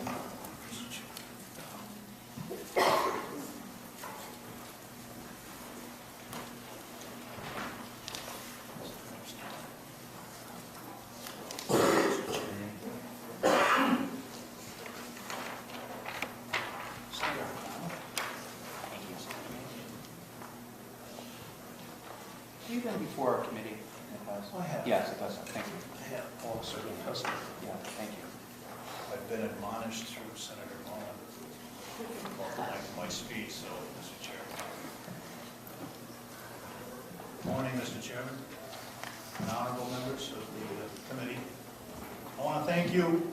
I'm going to be a little loud because I'm hard of hearing, and I had a very difficult time hearing many of the speakers. What I did hear was outstanding. I'm thanking you for providing this time so that the pleas of 86 towns can be heard today. My name is Don Chaffee, and I'm a constituent of Senators Mullen and Collmore, who are also residents of Rutland Town, and Senator Flory, who has also been a strong supporter of much greater local control in matters of renewable energy siting. I'm presently clerk of the Rutland Town Select Board, and one of the originators, along with my board, of the renewable energy resolution that was drafted and sent to all Vermont towns. I licked and sticked all 148 of them, seeking their concurrence in our desire to regain local control of land use decisions. Now, we all know the issues here, so I'm not going to bore you with redundant information, nor will I attempt to engage in any debate concerning the economics of renewable energy. I'm here today to speak about one issue of main concern to 86 communities in the state of Vermont. The hearing process presently used for renewable energy is broken. We all know that. The board that administers this process is appointed, not elected. And its own acronym, PSB, has sadly lost its first, best, and most important letter. The public has been left out of the process, relegated to spectator only, witnessing rubber stamp after rubber stamp of project after project, despite strong, vociferous, and well-founded concerns about local land use patterns, aesthetics, agricultural soils, habitat displacement and/or destruction, and noise pollution, among many other concerns. Now, we've asked before, as you say, Senator, politely in last year's session for a fix to this aberration of local democracy and this insult to the long-cherished and highly touted local planning process. That request fell, unfortunately, on deaf ears. for here we are again, today. I am sure that you all, as astute politicians, knowing of the value of grassroots constituent action, and what you're witnessing today, because I'm out of uniform. I didn't wear my tie, which I really cherish as an institutional prerogative and requirement, and I did when I served here. But I'm here in the garb of the peasants, the local people, the people that are carrying the buckets and the water for the state of Vermont. And you've heard from them before me today, and I'm pretty proud of what they said. This coalition is growing every day, stronger and stronger from top to bottom of this proud state. And right now we represent over 86 towns. Well over half of the representative districts in Vermont and well over a third of the entire landmass of the state. We're adding town after town daily, and as you can see, my handout shows revision right up until yesterday. I anticipate more today and beyond. These towns are pretty much at the end of their silent request. They're pretty sick and tired of being ignored by 3 appointees and listening to the governor's lament, and I'm going to quote here, if we gave land use approval back to every community, we would never reach our renewable goal. None would be approved. We view that as a very negative and insulting view of our citizenry, who have been making responsible land use decisions since well before the advent of Act 250, and from then right up until now. The process has swung the pendulum completely to the other side, so now instead of having any approval rights, we have none. The true art of politics has always been compromise. One of the simplest remedies to this imbalance could be that masterful compromise of letting Act 248, Section 248, govern the energy concerns as it was originally intended to do, and letting the land use decisions be governed, as all others have been, by Act 250. As a most needed part of such a compromise would be the regular determination process concerning whether any project was major or minor under the 250 criteria, so that all the smaller projects could go forward without costly delays and expense, and lawyers, as has been mentioned here, when not opposed by abutters. But most importantly, we must, as a government, have more faith in our citizenry to work collaboratively with the renewable industry to find projects and sites that work to the ultimate benefit of both parties. And it would be foolish indeed to think that we're not up to that task. Right now, the industry need not collaborate with anyone, for they already have all the cards, and we are left to see all the aces played. This isn't equity, and it's not fair to the citizens of our state. These 86 towns and their thousands upon thousands of decent Vermonters, thousands of planning commissioners, select board members, clerks, treasurers, listers, and BCA members, they're your constituents. And they're asking in a cherished democratic system that you listen to us and that you take strong and swift legislative action to remedy a wrong that you all know in your hearts is an insult to local democracy. It's neither fair nor democratic to tell us that our voices count for nothing. We're mad as hell, and we're not going to go away. Let me illustrate just one of the absurdities of this process and its frustrating irony of the planning models that you have set up for us down in Homeland. In my town, Rutland Town, we've got a vibrant economic center to the south of Rutland City. We've got a developer right now that wants to construct an infill project right in that economic center, a BJ's warehouse on 10 acres of a 20-acre parcel. This development will, by their own estimates, bring the town approximately $300,000 a year in 1% local option taxes. Of course, the state would get their share of $90,000 every year. Think how that might help us out here in our budgeting difficulties. This is being fought at the appeal level on the 9L criteria, sprawl.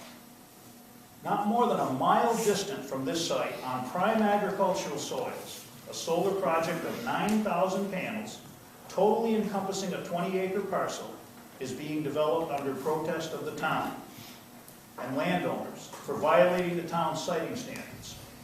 And another developer is applying for a CPG on 50-acre parcel directly adjacent to this, upland of the first one, totally forested land, and plans to clear cut the entire 50 acres.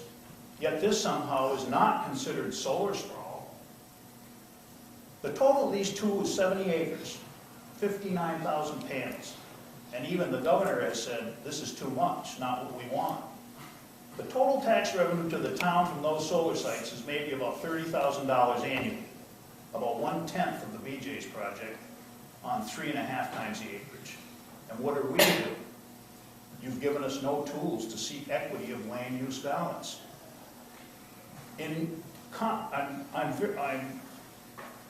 straying a little bit from my comments because of what others have said today, to give you a little history and maybe some despondent testimony of just what Rutland Town is facing. When we faced this project, we didn't get discouraged and we didn't lose hope.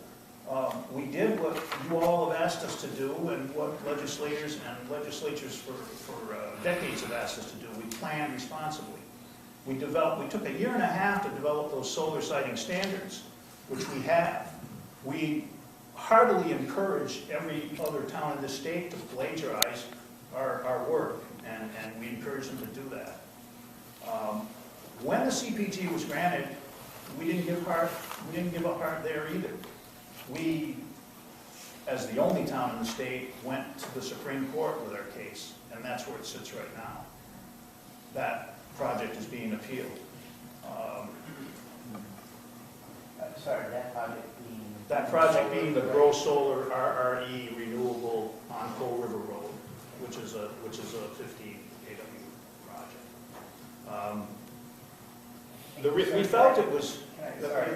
Yes, Mr. You Chair. mentioned 2 large projects, and you were giving panel counts, but I was thinking about, well, lots of megawatts. Do you know what those are? I have it in here someplace. It's 15 kW. It's right at the overage limit on the Grow Solar, and the 50,000. Well, extrapolate it, it would be.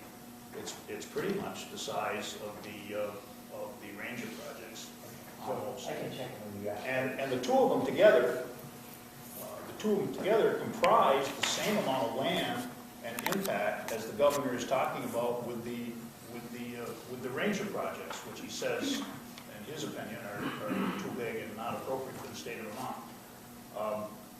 I guess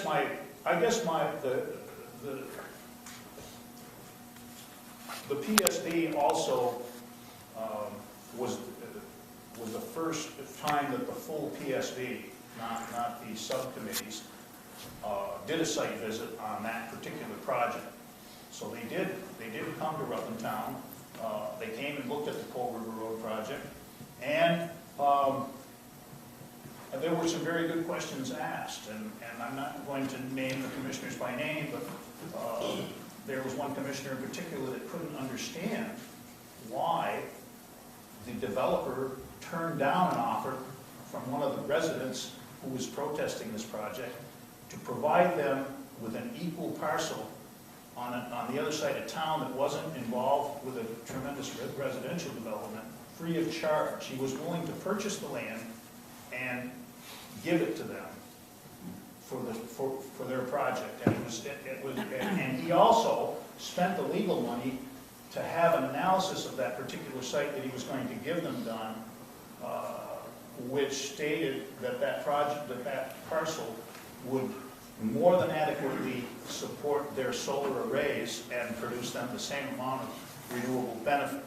They turned the project down, and our view when we appealed this to the Supreme Court was, this has got to be really, really weird that they're so committed to this one parcel of prime agricultural soils land, and the other piece was a little bit more forested and broken up and definitely not prime ag. The provisions that are in solar siting standards specifically prohibit the use of any prime agricultural soils for industrial solar projects. And the reason for that is really, really simple. It follows the precepts that all of us, and I want to commend this legislature and previous legislatures before it, for their foresight in encouraging locavore farming and organic farming and a transitional farming because of the pressures that are on dairy farming in the state. And we agree. Rutland Town has probably more agricultural soils and farms operating and fallow that have been operating acreage-wise per capita of any town in the county.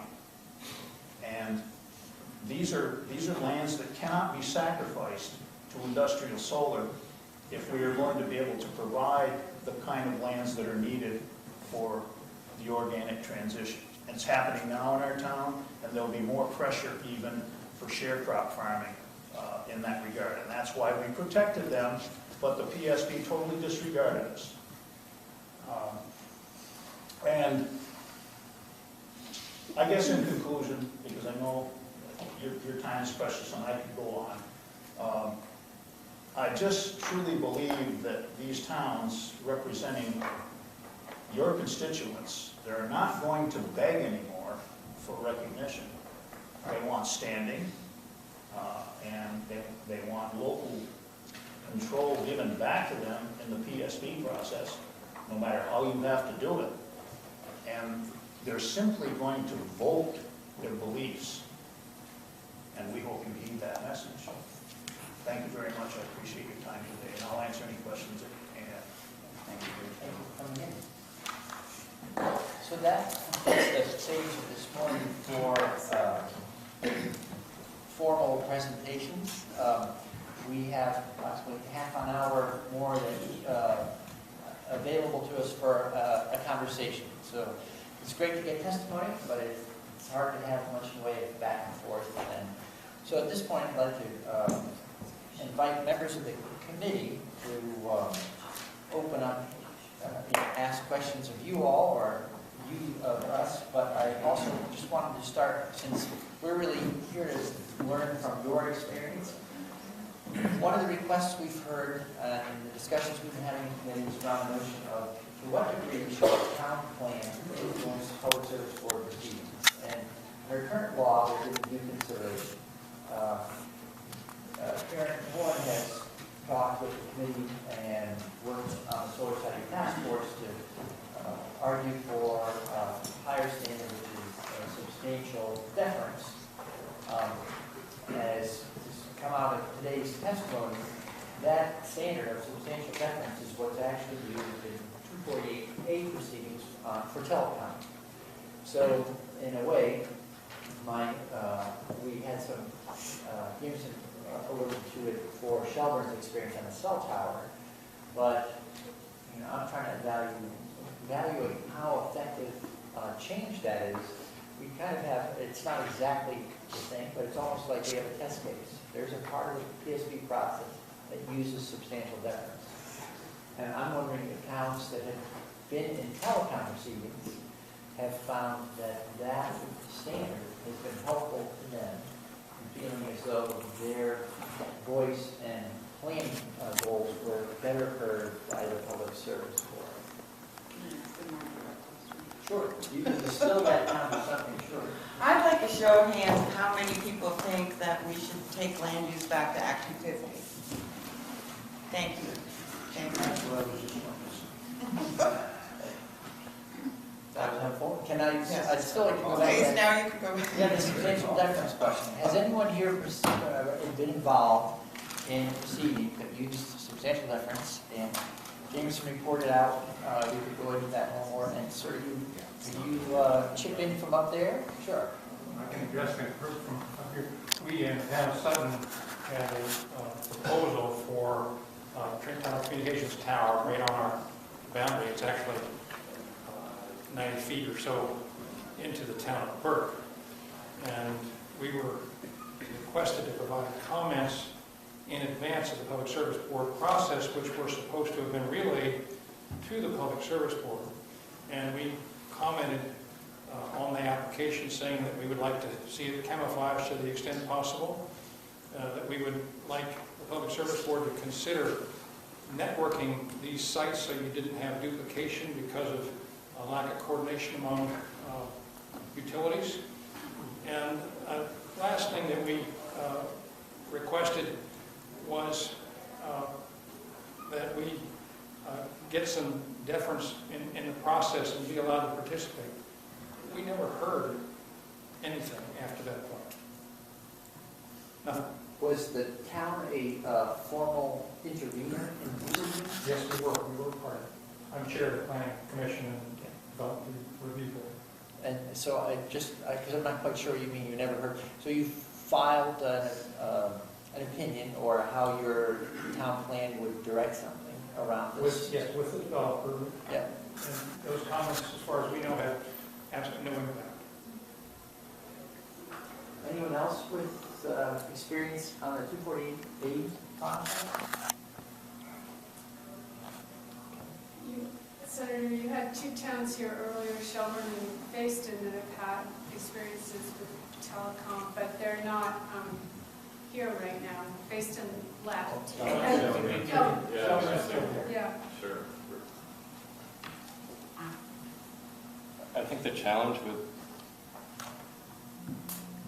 I like the idea potentially of looking at that definition, pulling it from 248A. I think the challenge is who's defining it, right? I think what we saw in 248A was substantial deference was being defined by the agency.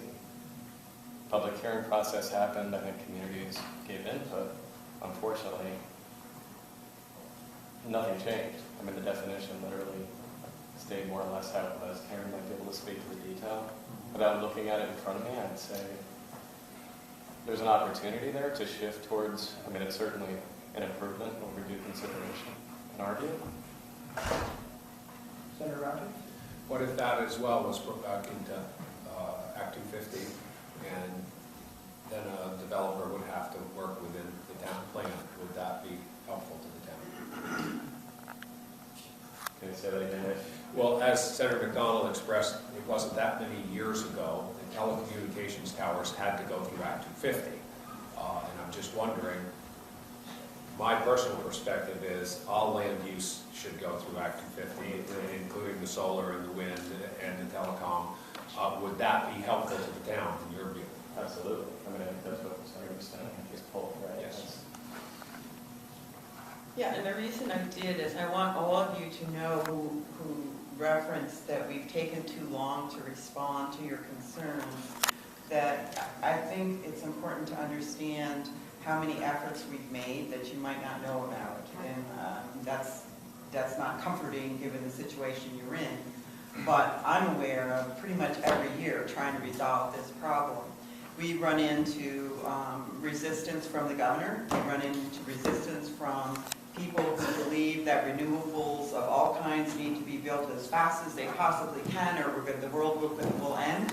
And I have been a long time proponent of planning, and the same kind of planning as a number of people mentioned that you want for a big box store, you want to plan our energy. And if we think we're going to meet those goals, we need to know where it's going to go.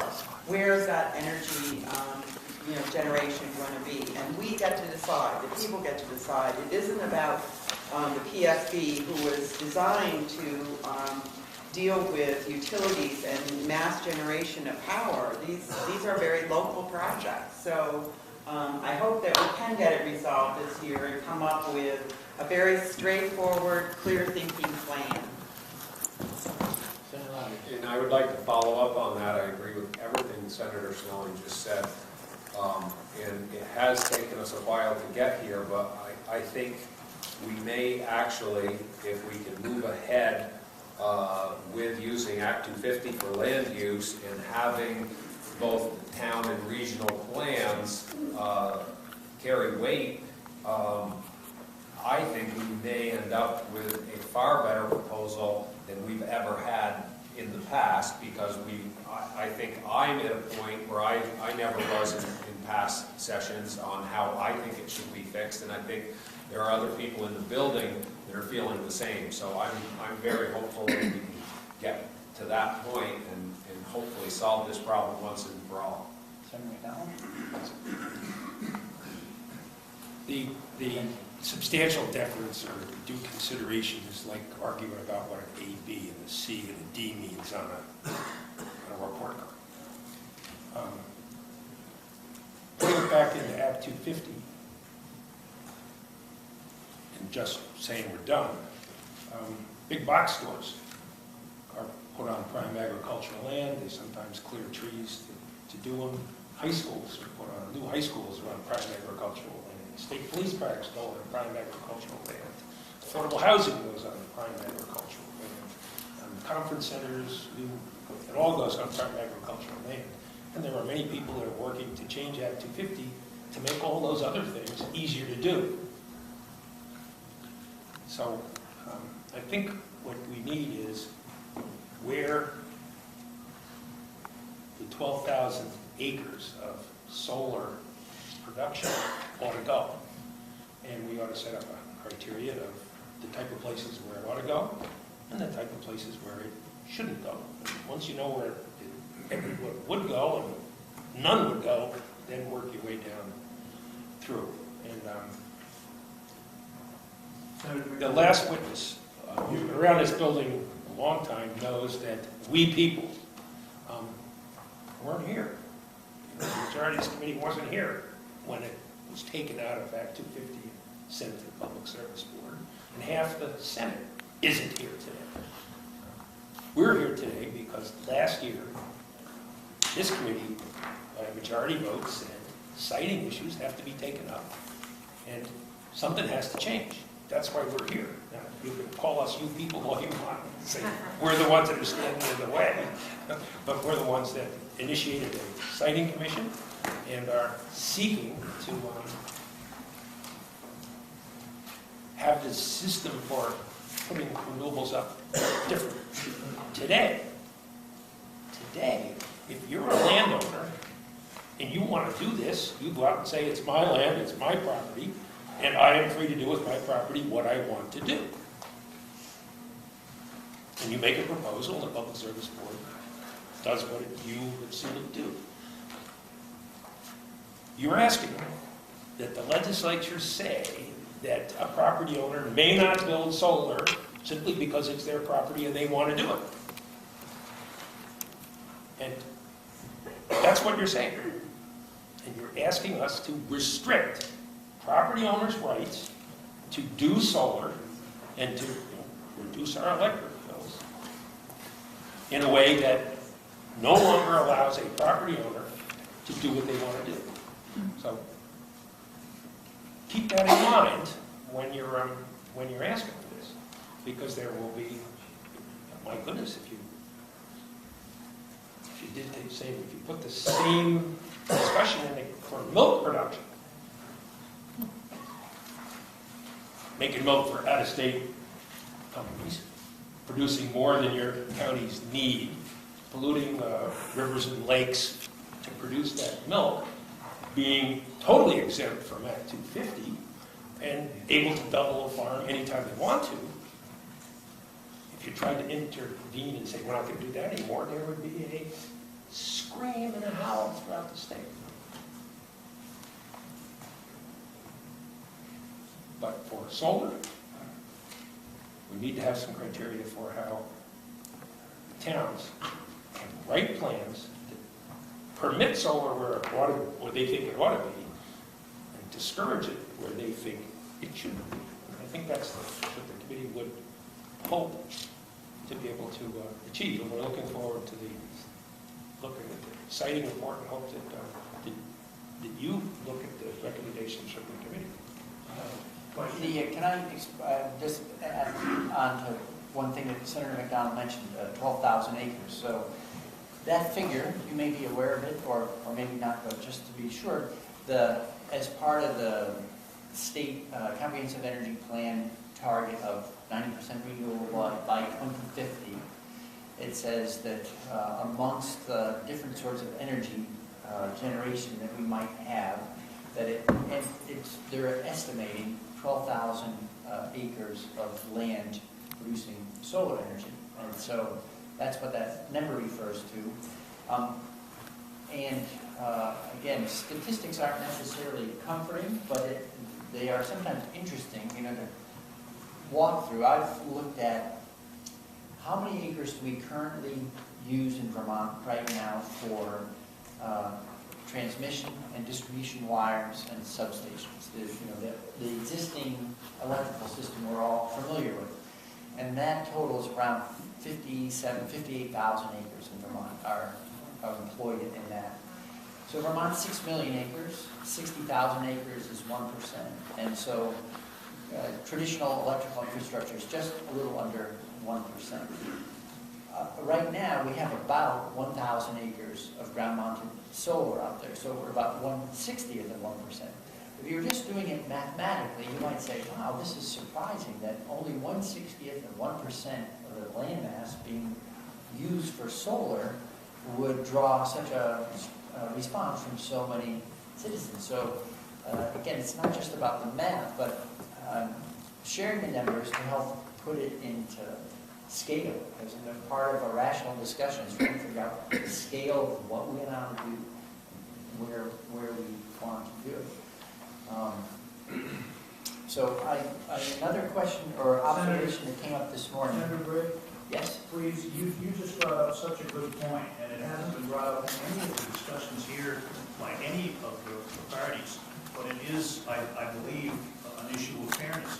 When you mention the acreage and you mention the numbers and how stark they are, there has never been anything discussed by the legislature or the PSB or anybody else in this grand 90% renewable energy goal as to what an individual citizen, town, county, regions, what are their obligations if we were to say, and I would like to say that as a town, because I believe in what you're doing, that we have a responsibility to help the state meet its goals.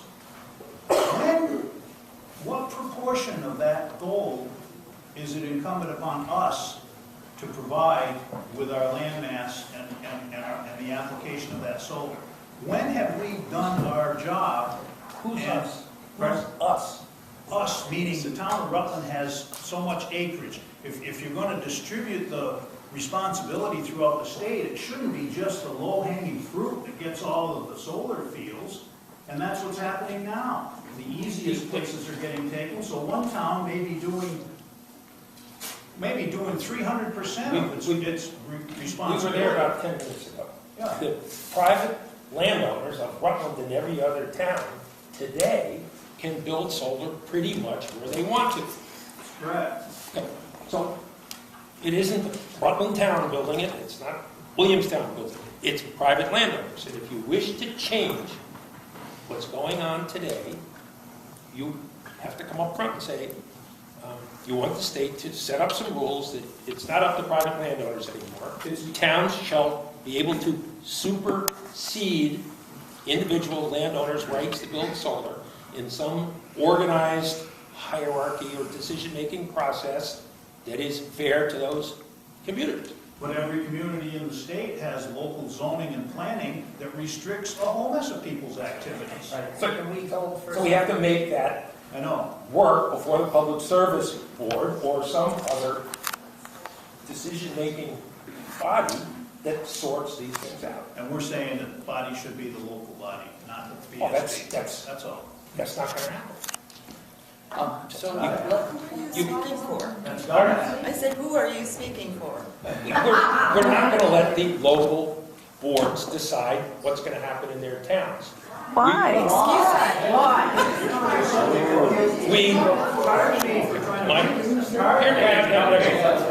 I think we would be eager to set up a system that permits local boards to recommend what should take place in different parts of towns, and that the Public Service Board has to honor those decisions when made locally as long as you can't, one town can't say, I don't care what you want, we're not doing any of that, we're not going to do any roads either. That's what you're asking us to come up with a system that allows towns to weigh in on where they think it makes sense and where it is wrong. Well, we've done that job for you in the town of Rutland because we have 8 pages of solar siting standards that the people put a lot of You'd time. like us to make those things have to be listened to by the public service board. Correct. That's why we're here. But they're listening and then they're not To be listening. accepted and acted upon as if you'd actually done the work. And pardon me for trying to protect you, but my greatest fear in this thing is not really all of the stuff we're talking about. It really is. I love this state. My greatest fear is that we're fragmenting this state into a this and a that, and I don't think that's good for the democracy of this state. And I think you've got to do something to bring these people that want some real say, not just say and throw it in a basket and send you home. And because you're losing the people, you're losing your constituency. And I don't want to see you do that. That's our goal. We have, I think, the last poll I saw on renewable energy support in Vermont, in sort of general terms, was 70+%. So, as you point out, You haven't kept up then, because the last one WCAX did, Castleton did it for them, and it was down to 50. well, so I want to see the polls, I want to see the questions. Closer it is to, perhaps our opinion change. So I'll stick with, so a lot of, you have to look at the numbers, but in general, for years, there's been broad support. And everyone who's spoken today actually said we support renewable energy in our town. The question is how?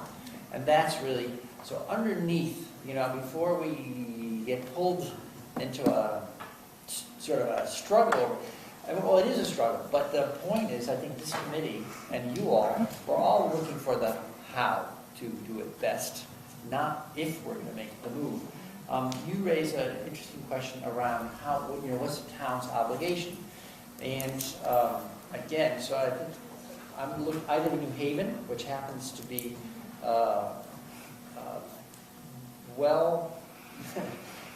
where we are on the grid and the amount of three-phase power we have and the amount of open land we have has made New Haven a target for solar development. And so there was an individual in town who has been representing that New Haven is currently generating 13 times its usage, and that if we build everything that's in the pipeline, we'll be doing 23 times its usage. So if I heard that and I looked, oh, do live in town, it's like, wow, are we pulling much more than our own weight? So I went back to Green Mountain Power and I said, can you please sanitize the data to protect privacy, but aggregate all the electrical usage in town and add it up, and then look at, they're receiving all the power from the arrays, add up what's being generated, and let's look at the numbers. So currently New Haven's generating about 1/3 of the power, not 13 times what it's using. And if everything that's developed is developed, we'll be generating about 85% of the power that the town uses. So both of those are meaningful contributions, but I think part of what I'm saying is as we start to think about things like a quota, whether it's a conversation that's open, should towns have an obligation to participate in the state energy goals? Should the region do it? Because some towns may be better situated for a certain kind of asset than another. And then let's be careful when we do the math on these things, because I think a fair number of people have been very turned off to the notion that in New Haven we're doing far more than our share. When we went carefully through the math, I sent it back to the electrical engineers. They said, well, no, those, 1/3 of your power, and it may go to 85% of your power if we build everything. But that's starting to feel like a much more balanced contribution on the town's part. So what's the right number? I don't know. No one here knows.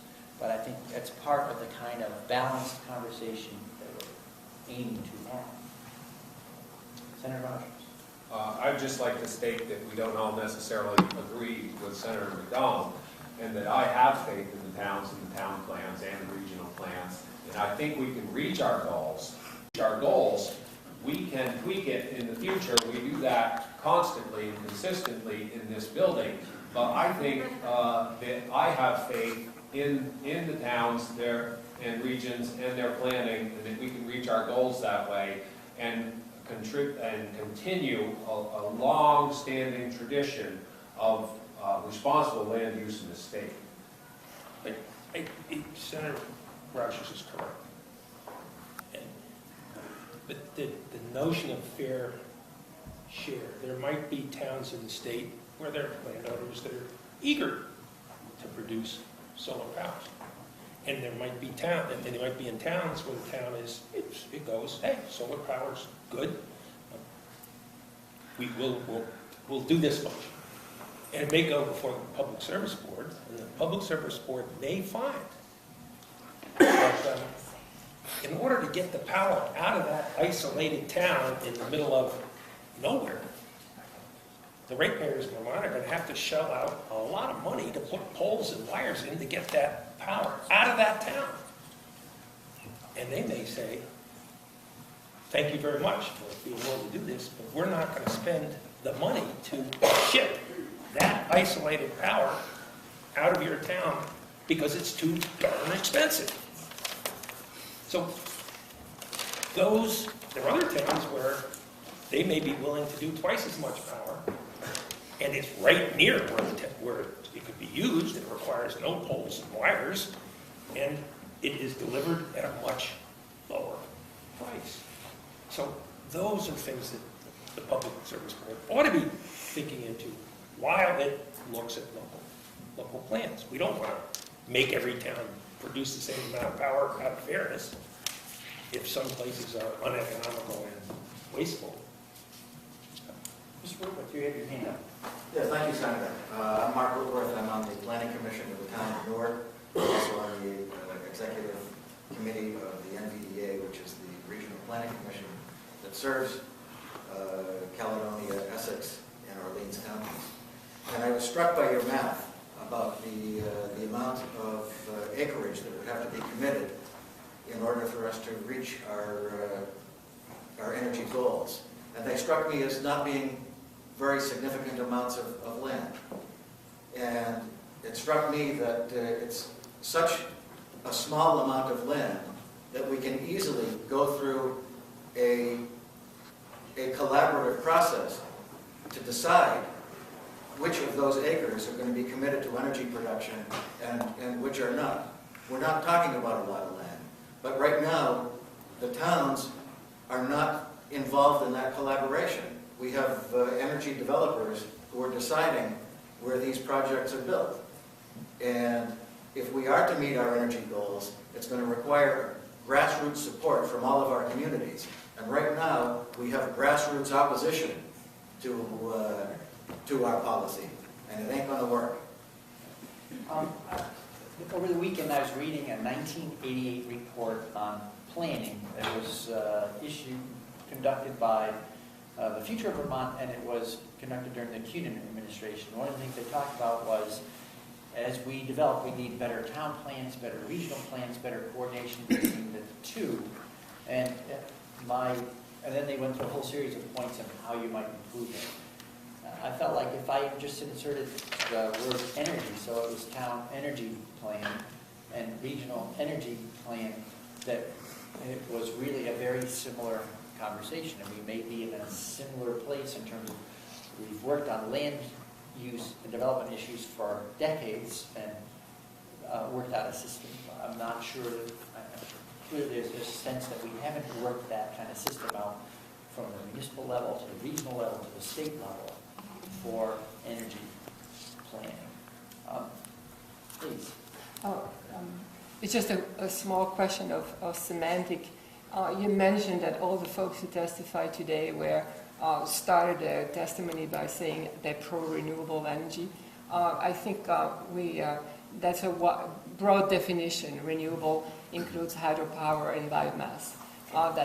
Those people didn't say that they were specifically pro-solar or pro-wind. They said they're pro-renewable, which we know Burlington has boasted 2 months ago to be completely renewable, 100%.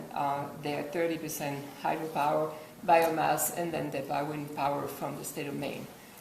So the state of Vermont is not contributing in any shape or matter with solar, nor its own wind power for that. So I think saying that you're pro-renewable does not imply specifically that you are pro-solar or pro-wind. Right, and actually what I was trying to do was acknowledge that people weren't here to say no, that people were generally, I felt, saying yes, and How to do it effectively.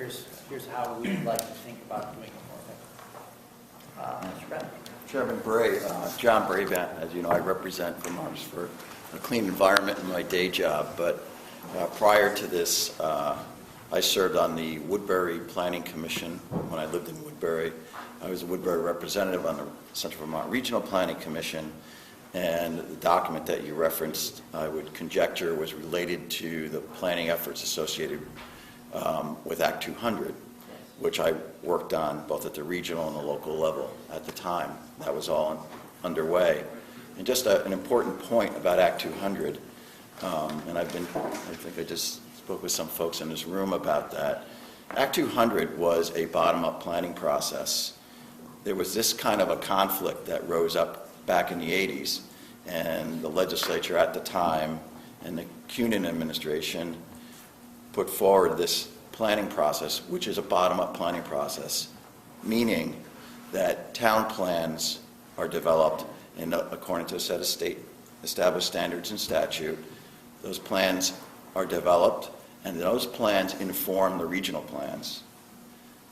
The regional plans are developed according to standards based on what they're hearing from their municipalities, member municipalities, and then those regional plans inform state plans. And I think the frustration we're seeing here is exactly what happened in the 80s. You were correct. And not to put too fine a point on this, but this is why you're seeing the citizenry rise up like we saw in the mid-1980s, late 1980s, because the towns were feeling that the state government was thumbing them down, and their voice was not being heard. That was an excellent process. It was very successful. Many towns that railed and rallied against it are now part of the group that has established plans. And they're very good plans. And what's been very, very discouraging and disruptive is that they've put all this effort. Many of them took a little while to kind of come along. But now they feel that after all millions of volunteer hours and millions of state dollars, quite frankly, they're being ignored. And it's highly insulting. So, thank you for that perspective, and it's helpful. Part of the whole point here is that we hear from people who have been through these different processes. So my understanding of back what was going on in part in '88 on that was that towns had not yet, in general, developed robust, well-constructed town plans, nor had regions for the most part. So part of the state's effort was to support the development of solid town plans, solid regional plans, and then you would have, in place a mechanism to respond to projects. Do you feel as though, well, one, is that characterization right, that there was quite a bit of technical support to help good planning happen at the municipal and regional level? And then secondly, do you, and this could be anyone in the room, do you feel as though you've received adequate technical support to help do good energy planning at the municipal and regional level? Well, I can just only speak from experience. Technical support came indirectly through state grants. There were grants that were awarded municipalities and regions.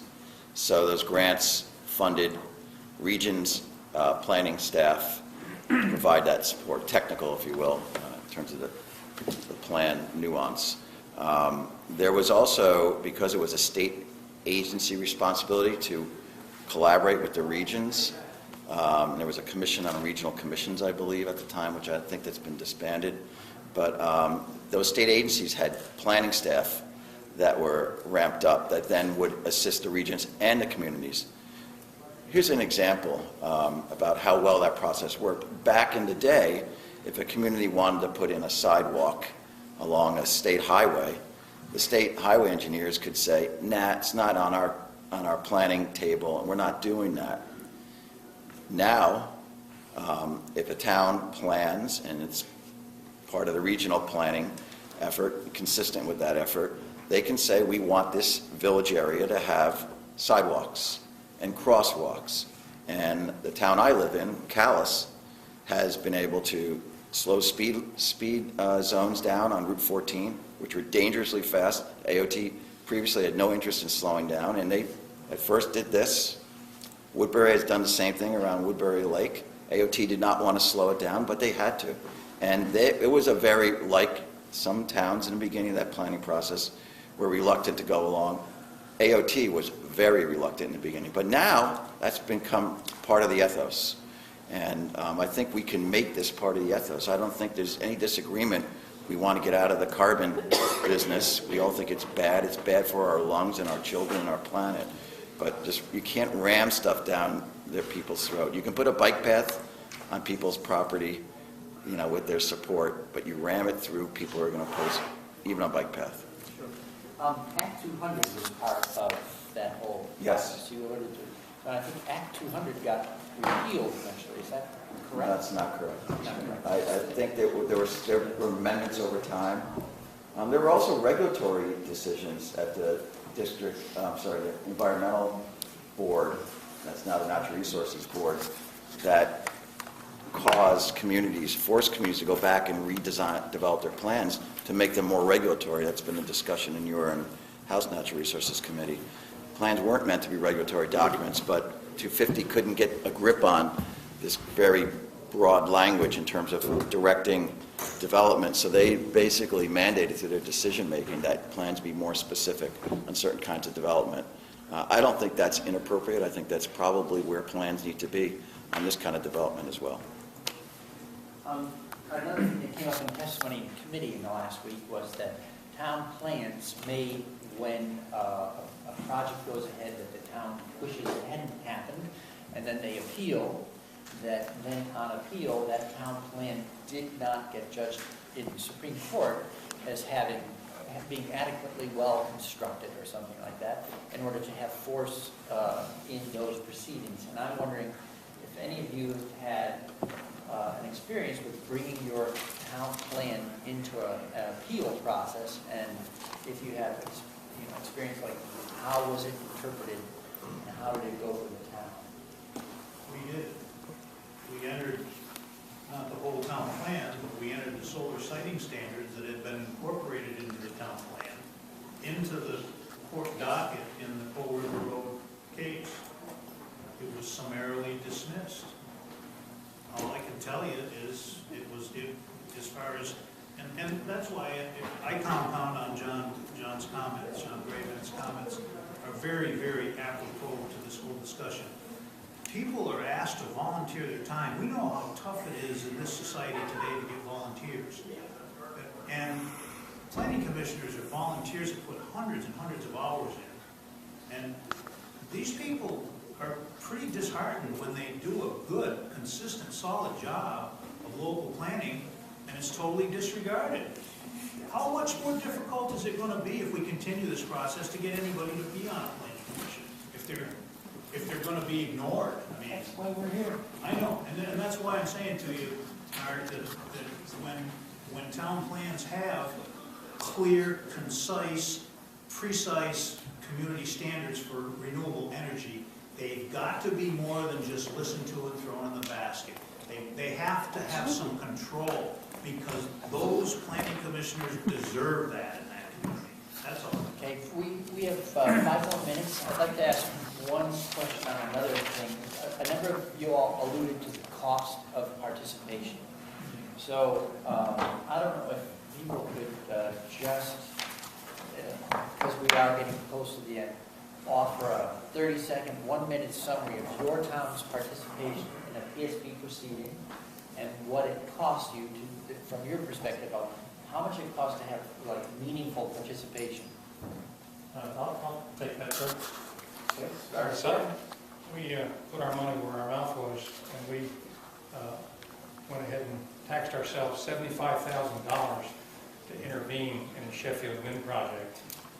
And we hired Attorney Dan Hershenson out of Norwich, did an effective job. We hired experts on the noise issue, and at the end of the day, presented that to the Public Service Board, and it's as if we hadn't even been there, sir.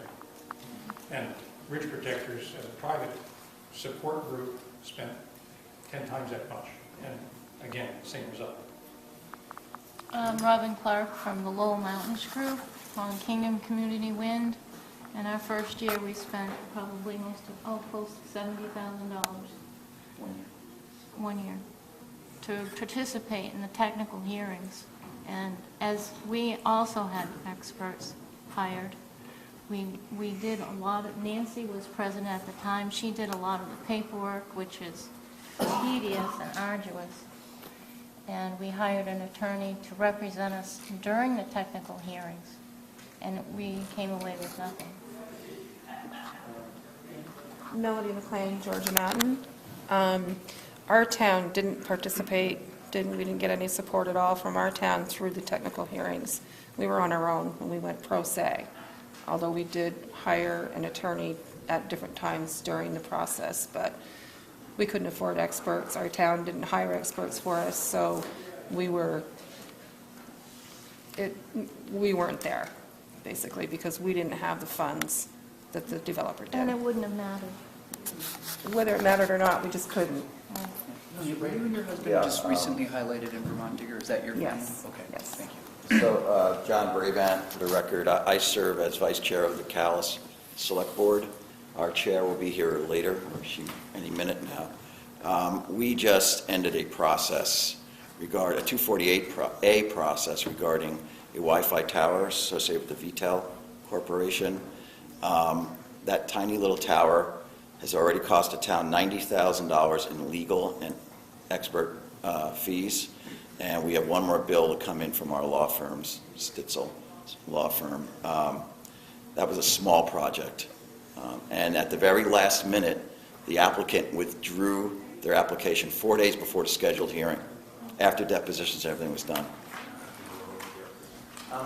Mark Whitworth, Town of Newark, our 2013 town meeting, the citizens, the voters of Newark voted to allocate $50,000 as a start to fund our intervention in a Met Tower case.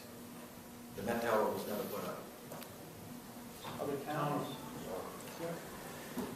Town of Brighton, next to the town of Newark, next to the UTGs, were faced with several projects over the years. I can't even add up the time. How do you set a price on planning commissioners coming out that are paid $300 a year and spend hours and hours of the time? How do you my time as administrator, it's weeks and weeks of full-time trying to figure out how do you do a vote that's not binding but that has influence. How do you word it? We spent hours just in the wording. Then we spent hours going through lists of people. We spent hours separating the grant list from the checklist so that we would know we were giving taxpayers and just voters a chance to weigh in on this. We had to separate those two out so that we would know who the voters were, because they'd be the people actually voting on any binding thing. The Regional Planning Commission, NVDA, they spent, with Mark on the executive board there, they spent hours and hours. The whole board, 30, 40 people would talk about these things and we changed the regional plan. You can't even put a value on this. It's thousands of dollars, not to mention the awful repercussions in the community and the bad feelings between, not worth it. And the Rutland, Senator, is what the town of Rutland exceeded its budget, its legal budget last year by 100%. As this gentleman adequately expressed it, there's no way that you can put a value on the consummate amount of hours that the Planning Commission, Select Board, and the Administrator has put into that.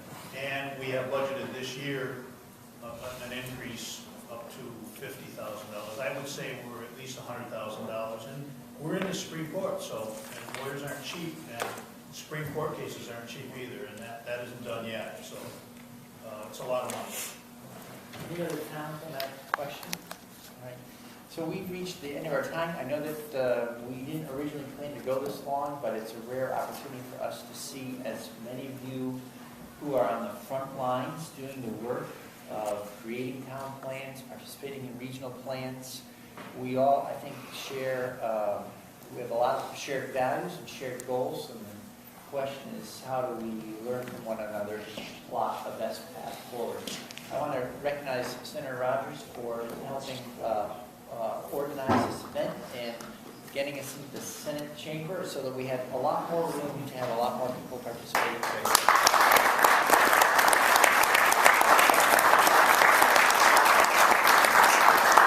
So I would say keep the faith and keep in touch. Thank you very much.